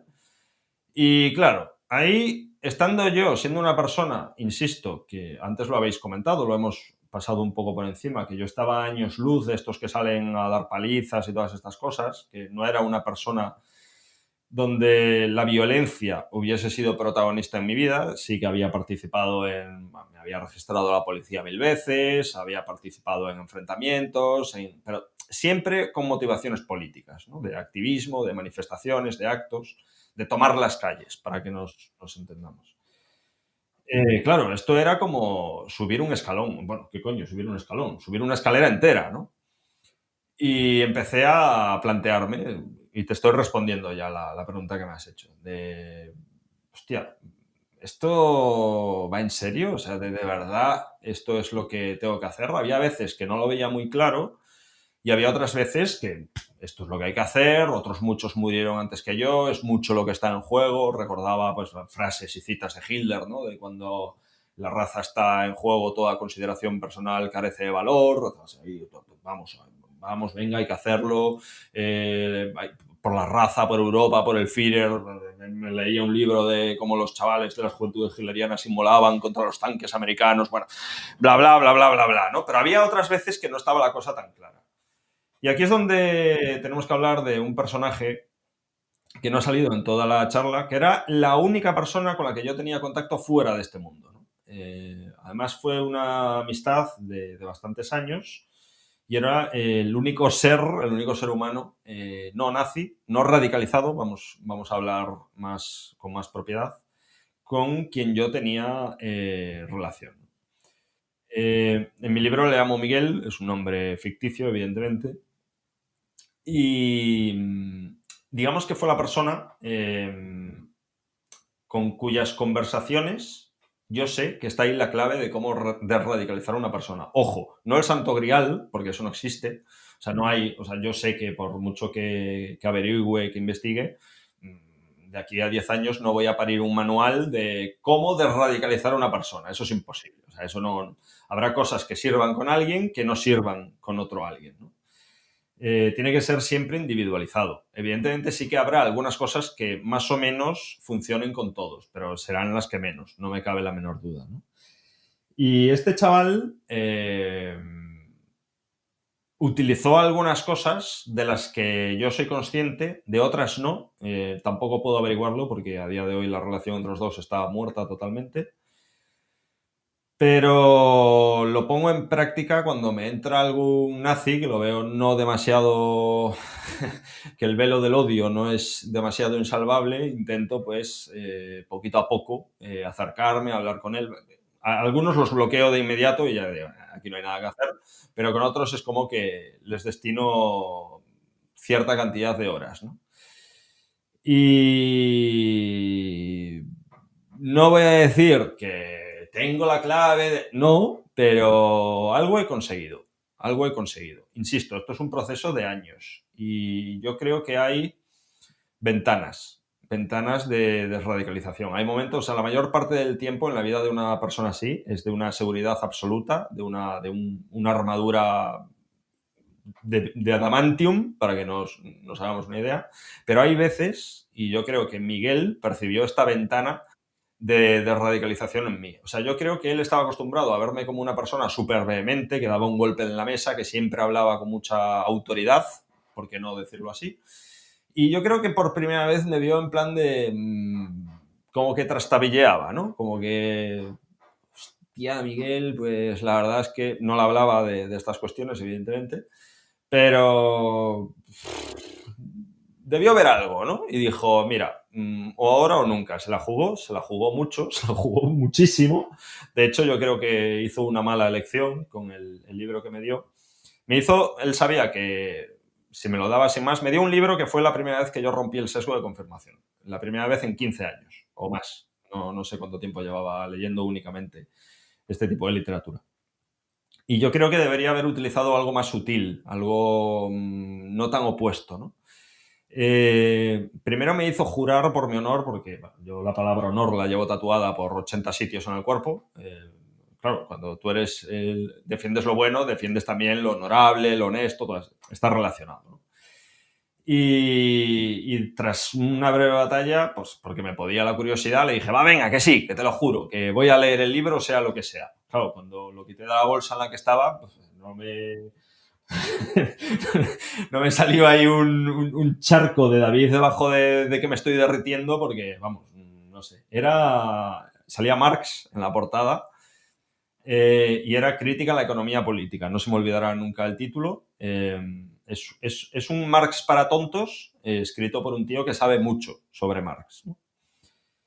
Claro, ese libro, meses después, una vez ya me lo había leído, se lo enseñé a uno de mis mejores amigos de aquel entonces, y la respuesta que me dio, claro, a él lo pillé en un momento sólido, no lo pillé en una ventana de duda, ¿no? Como Miguel a mí.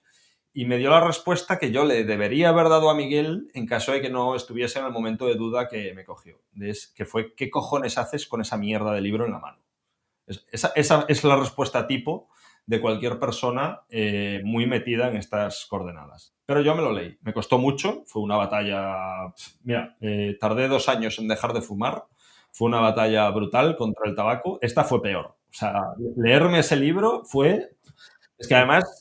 Os juro por Dios, os juro por lo más sagrado que haya para mí en el mundo, que notaba, o sea, sentía cómo trozos de mi cerebro se caían. Se caían como un edificio que están dinamitando, ¿vale? Y lo que descubrí con este libro, que, spoiler, me la suda Marx, o sea, me importa tres carajos. De hecho, tengo pendiente leerme el que acaba de sacar Rayo, sobre anti-Marx, lo tengo por ahí apuntado.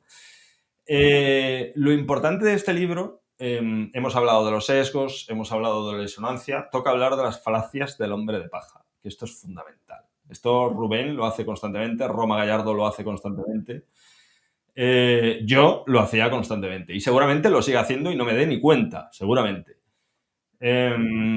Claro, yo había dado charlas dentro de Alianza Nacional y a chicos de 15 años a las puertas de un instituto que se habían interesado en nosotros y querían saber qué hacíamos en AN. Y les hablaba del marxismo, ¿no? Y les daba teóricas de qué es el marxismo, de la herramienta de la judería, bueno, un montonazo de cosas, ¿no? Toda la idea que yo tenía del marxismo, que he de decir que no era poca, no era sobre el marxismo. Era sobre el constructo que nosotros habíamos hecho del marxismo y que desde nuestras filas atacábamos. Eso es la definición de manual de falacia de hombre de paja, ¿no? Claro, cuando empecé a leer ese libro y vi que lo que sostenía no es que me gustase más o me gustase menos, es que no tenía absolutamente nada que ver con lo que yo había señalado que era el marxismo a lo largo de toda mi vida, fue como que mi cabeza dijo, a ver, espera un momento, ¿qué pasa aquí, no? Yo aquí lo hago riéndome, con toques de humor, exteriorizándolo así de una forma graciosa, pero esto no es gracioso. O sea, estamos hablando de que todo lo que daba sentido a mi vida, a mi existencia, se estaba viniendo abajo. O yo estaba viendo que no era como había sostenido toda mi vida. Que ese asidero, o sea, yo seguía agarrado a ese asidero, pero a donde estaba el asidero a su vez agarrado a la pared ya no estaba agarrado. O sea, yo seguía agarrado a la idea, pero estaba otra vez flotando a la intemperie, ¿no? Ya no había, entre el asidero y la pared había agua de nuevo, ¿no? Y hostia, ese es el gran hostia. El proceso de radicalización es bonito. Sé que es algo chungo decir esto, pero es bonito. Tú lo vives como una fase de descubrimiento. Volvemos una vez de nuevo a la frase aquella, ¿no? De cómo he podido no verlo antes, tu mente hace clics. El puzzle empieza a encajar perfectamente, además, ¿no? Las fichas empiezan a encajar. Que ojo, a mí me gusta mucho hacer puzzles porque yo tengo un problema de paciencia muy, muy grande y me ayuda mucho, ¿no? A respirar, a tal, y como te emperres en que una ficha que no es su sitio encaja, por mis cojones encaja. Pues en estas cosas también encaja, ¿no? Insisto, es algo pues bonito. Es bonito, tú no eres consciente, evidentemente, de que te estás radicalizando, simplemente eres consciente de que, bueno, pues ves cómo tu cerebro, tu mente empieza a construir carreteras, de esto lleva aquí, esto lleva acá, de una cosmovisión, ¿no? Una forma de entender el mundo. El proceso de radicalización no es bonito. O sea, eso es... Tengo 41 años, espero vivir hasta los 90. Dudo mucho que me encuentre en todos los años que me quedan algo ni remotamente parecido en lo destructivo y terrible a eso, a un proceso como ese. Claro, al final son 20 años, es decir... Más. Es 20 por lo bajo. Más de 20 años. Porque es una cifra bonita, pero es más. Es deshacerte de tu identidad por completo. O sea, es deshacerte de ti. De ti, sí, eso es, de tu O sea, identidad. es que no es... Empiezas a quitar capas y ¿qué hay debajo, no? Es que es lo que te hablaba antes. No es como que, joder, pues Vox o tal partido me ha desengañado. Da igual, tengo toda mi vida. No, es que no hay nada más, ¿sabes? Y, hostia, eso... Aquí es donde siempre fracaso a la hora de explicarlo. Por ejemplo, ahí atrás me habló un tío que... Claro, me han hablado muchas personas. Lo único bueno que tuvo la entrevista de Jordi Évole es que un montonazo de personas a las antípodas de mí, y te estoy hablando de gente que viene del mundo de las sectas, gente que viene del mundo del juego, de la adicción al juego, de las drogas, de grupos anarquistas superpirados que de ACAP las 24 horas y quemar coches de policía, súper violentos, tal. Y todos te dicen lo mismo. Todos, independientemente de dónde vengan. Me he visto reflejado en ti. Ahí es cuando empiezas a atar cabos y decir, a ver. Ahí, antes de que me dijesen todas estas personas eso, yo hacía efecto túnel con la ideología. Yo solo veía la ideología. Yo me había radicalizado por la ideología. A partir de ahí dije, a ver, ¿cómo puedo explicar yo esto? Evidentemente no con la ideología. O sea, tiene que haber algo previo que sirve de denominador común para que todas estas personas se vean reflejados en mí más allá del David nazi, ¿no? Y me ha encantado, David, lo que has dicho antes de que, bueno, de que sigues aprendiendo incluso cosas de este proceso de radicalización, ¿no? Comentabas el concepto antes de Teresa, de cómo esa primera impresión te ata mucho y cómo este proceso, que al final es muy complejo, cada vez vas aprendiendo más sobre él, ¿no? Porque no es algo simple, sino que hay muchos factores en él, está el grupo, han salido muchos temas a lo largo de la charla. Te voy a contar una cosa y es algo complejo. Acaba de salir del horno, lo que te voy a decir ahora, ¿vale? Llevo dándole vueltas desde hace un par de semanas y es algo nuevo que estoy empezando a hablar a Ramón Nogueras, tengo que rayarle de esto, a otros psicólogos les estoy comiendo el tarro. Y claro, yo tengo una pareja y tenemos muy buena relación entre los dos, muy buena comunicación. Y ahí atrás, pues ella atravesó una época de estrés. Cuando estamos estresados es bastante parecido a cuando estamos enfadados. No es lo mismo, pero los procesos que tienen lugar dentro de nuestra cabeza son como primos, ¿no? Y es como que la conversación entre los dos, los debates que establecíamos, dejaron de ser ricos y, por supuesto, yo también tenía parte de culpa, pero es como que me era muy fácil identificar que ella intentaba tener razón. Como que habíamos dejado de intentar aprender el uno del otro y constantemente ella presentaba un contexto que le fuera afín a la idea de tener razón, de que yo estoy equivocado, de que ella está en lo cierto. Y le empecé a dar vueltas a esto. Dije, a ver, ¿esto por qué coño está pasando, no? Porque a su vez me recordaba a mi propio proceso, ¿no? Y empecé a hacerme una pregunta. Dije, ¿tiene algún sentido o hay algún vínculo entre estar enfadado y el ego? O sea, que se nos dispare el ego cuando estamos enfadados. Pues parece ser que sí. Y explica bastante, o una porción bastante grande del proceso de radicalización. Yo alguna vez me he referido a las personas radicalizadas como... Tengo un vídeo, de hecho, hablando sobre ello. Fue uno de los primeros. Creo que acerté de plano en ese vídeo. Adultos inconclusos, ¿no? O sea, que nosotros es como que tenemos un proceso de desarrollo emocional. Y cuando somos niños de 2, 3, 4 años, somos seres con muchísimo ego. Y luego eso, a lo largo de la niñez, preadolescencia, adolescencia, etcétera, etcétera, es como que se va regulando, ¿no? Es como que vamos saliendo al mundo, vamos interiorizando que no solo somos nosotros, que hay más personas, dar el brazo a torcer, etcétera, etcétera. Bueno, una persona radical es como que está en algún momento cercenada de este proceso y sigue siendo alguien con muchísimo ego. Entonces, siempre va a intentar querer tener la razón, pero volvemos otra vez a lo de la maldad y la bondad. No porque sea una mala persona, sino porque no puede comportarse de otro modo, ¿no? Antes tú, David, me preguntabas fuera de antena de que una seguidora tuya te había lanzado una pregunta, ¿no? De si estoy haciendo algo para resarcir todo el daño que había Eso es. hecho. Carmen te preguntaba, ¿no? Nos dejaba por el grupo de Telegram si habías o estabas haciendo algo para enmendar el daño, hablaba en plural, que hicisteis, ¿no? Y supongo que se refería al movimiento nacionalsocialista. Claro, yo entiendo que esto me lo manda una pregunta pues que da por hecho que yo salía por ahí de cacería, etcétera, etcétera, todas estas cosas, ¿no?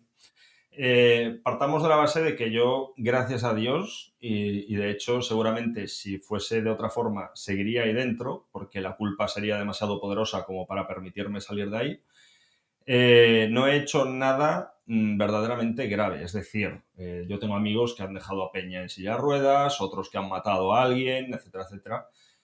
Yo nunca crucé esa línea. Es como que yo lo máximo a lo que llegué fue pues, a estas conversaciones de dar el paso al frente, de lucha armada, tal y cual. Sí es verdad que cuando estaba en resistencia aérea, que esto lo puedo decir porque el delito ha prescrito, le quemamos la moto a un chaval, a un antifascista, allí en Galicia y tal, pero bueno, o sea, nunca... Es más, me comí palizas por tener la ideología la ideología que tenía y nunca agredí a nadie por cuestión ideológica, ¿no? Más allá pues, de defender a algún colega en una pelea, etcétera, etcétera. Y esta pregunta, ahí atrás me la han hecho varias veces y era la única que me quedaba sin respuesta, que no sabía cómo gestionar, porque, vale, es verdad que nunca he cometido ningún delito, nunca he hecho, o sea, ningún delito no. No tengo delitos de sangre o no le he jodido la vida a nadie, para que nos entendamos, pero sí que he hecho daño igualmente, ¿no? Pues fomentando un discurso, he radicalizado a otros. Hay gente que entra en mis redes sociales a insultarme que yo les metí ahí y es como bastante raro, la verdad. Entonces a ese nivel sí que hay una parte de culpabilidad, ¿no? Y al principio me quedaba en blanco con esta respuesta. Es como que no sabía cómo gestionarlo, no sabía qué decir, no sabía qué hacer. De hecho, me lo preguntaron en directo ahí atrás y colapsé. De hecho, me tuve que retirar de las redes durante varios meses para pensar sobre esto. Y en esto de lo que hemos estado hablando es donde encontré la respuesta. O sea, ¿cómo voy a pedir yo perdón cuando yo obraba del único modo que podía obrar? Que ya sé que puede sonar a echar balones fuera o que socialmente lo que se premia es que me saque la camiseta, coja una fusta y empiece aquí a darme latigazos entonando el mea culpa, oh, perdón, lo siento mucho. Pero es que no es tan simple. Es que eso sería mentir. Eso sería un discurso falso. O sea, si veis alguna vez en televisión a otro, ¿no? Ex-nazi o ex-miembro de estos grupos que se inmola públicamente diciendo lo siento mucho, perdón, ahora solo tendré amigos negros, eso es mentira. Eso es mentira. Eso no es así, no es el mecanismo que tiene lugar dentro de tu cabeza. Y bueno, hay alguien que dijo que yo a día de hoy no me considero ni antifascista ni nada de eso, porque no le veo sentido, o sea, no es como que no es mi misión, pero hay alguien que dijo que lo que yo hago de dar charlas en colegios e institutos es lo más antifascista del universo, ¿no? Y que eso ya de por sí debería resarcir cualquier cosa que yo haya hecho en el pasado. Si alguien lo quiere ver así, bueno, si alguien insiste en que debo salir públicamente, darme cabezazos contra la pared, pues no lo voy a hacer. Lo siento. Y de hecho me gustaría cerrar con esta última parte. Durante la entrevista has pasado un par de veces por alto por esas charlas que das a colegios e institutos. Cuéntanos un poquito más el propósito, cómo surgieron. Supongo que pues, sería un proceso, ¿no? A partir de que empezaste a ser alguien conocido con esta famosa entrevista y con tu libro, que bueno, para quien no lo conozca, se llama Memorias de un ex-nazi y entiendo que se podrá encontrar pues, en cualquier tienda, ¿no? O por Amazon, para que quien quiera leer más sobre tu historia, porque al final pues, en un podcast es imposible que nos cuentes todo, pero cuéntanos, estas charlas, ¿cuál es el propósito real de dar estas charlas a los colegios? Pues mira, es muy fácil de explicar. Por cierto, Évole no ayudó porque Jordi Évole, todas las partes en las que yo hablaba del libro las editó y las eliminó. Bueno. Y Nosotros no la vamos lo a hizo. eliminar, David. Nosotros Ah, la no, vamos a vale, eliminar. bien. Me parece genial. Mira, esto me permite volver una vez más al punto importante de todo este relato. Y es claro, si tú analizas con todo lo que me habéis escuchado, la persona que era, es como que, ¿sabéis esto que le ponen a los caballos para que no se Para que no despisten venda, y sí, sigan el camino camino recto. recto? Pues yo un poco así con mi discurso, ¿no? Es como que esto es jodido decirlo, pero a veces echo un poco de menos la persona que era, no en el sentido de lo que defendía, sino la seguridad que sentía, ¿no? Yo veo muchas veces a gente sufriendo auténticas crisis de identidad, de por qué no suicidarme, o sea, gente que se plantea el tema del suicidio y no saben por qué no hacerlo, ¿no? No encuentran nada en su vida que verdaderamente les motive, no le ven sentido a nada, etcétera, etcétera. Yo sí. Yo tenía muy claro quién era, por qué estaba en el mundo y lo que tenía que hacer. Es como que esas tres cosas para mí eran una parte muy constitutiva del David anterior y lo tenía todo clarísimo. Entonces, cuando tú te desradicalizas, eso desaparece, ¿no? Y de repente no ves nada, ves el vacío absoluto. La cuestión de escribir al principio surgió pues como esta terapia que hacen muchos psicólogos del famoso diario, ¿no? Cuando tenemos 12 años y fulanita no nos hace caso y me gusta mucho y la vida es una mierda, me quiero tirar de un puente, te hacen ponerlo por escrito porque te permite ver las cosas de una perspectiva diferente, ¿no? Y es como que desde fuera te permite ser más frío. Es como que ser más frío y tener un poco visión de conjunto, ¿no? Es como que en primera persona haces efecto túnel y desde fuera te ves a ti mismo y entiendes más por qué haces las cosas, ¿no? Entonces, el motivo del libro era eso, simplemente pues escribir, poner las cosas por escrito y conseguir alejar pensamientos de terminar con mi existencia y que nada tenía sentido, el vacío, la ansiedad, la depresión, etcétera, etcétera. Y así nació el libro. Y claro, fue porque el tema de... Hay gente que pintar les ayuda, hay otra gente que cantar les ayuda, a mí me ayuda a escribir. Escribir para mí es súper terapéutico, ¿no?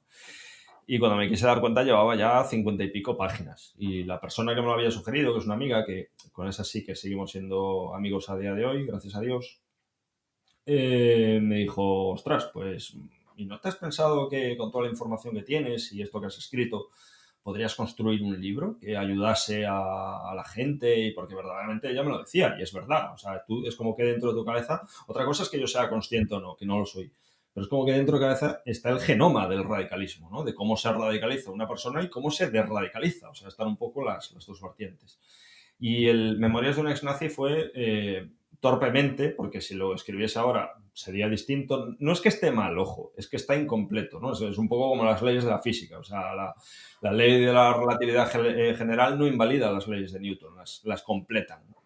Pues esto es un poco así. Y dentro de 10 años, pues escribiré un libro infinitamente más complejo. Si es que no me mata nadie, espero que no.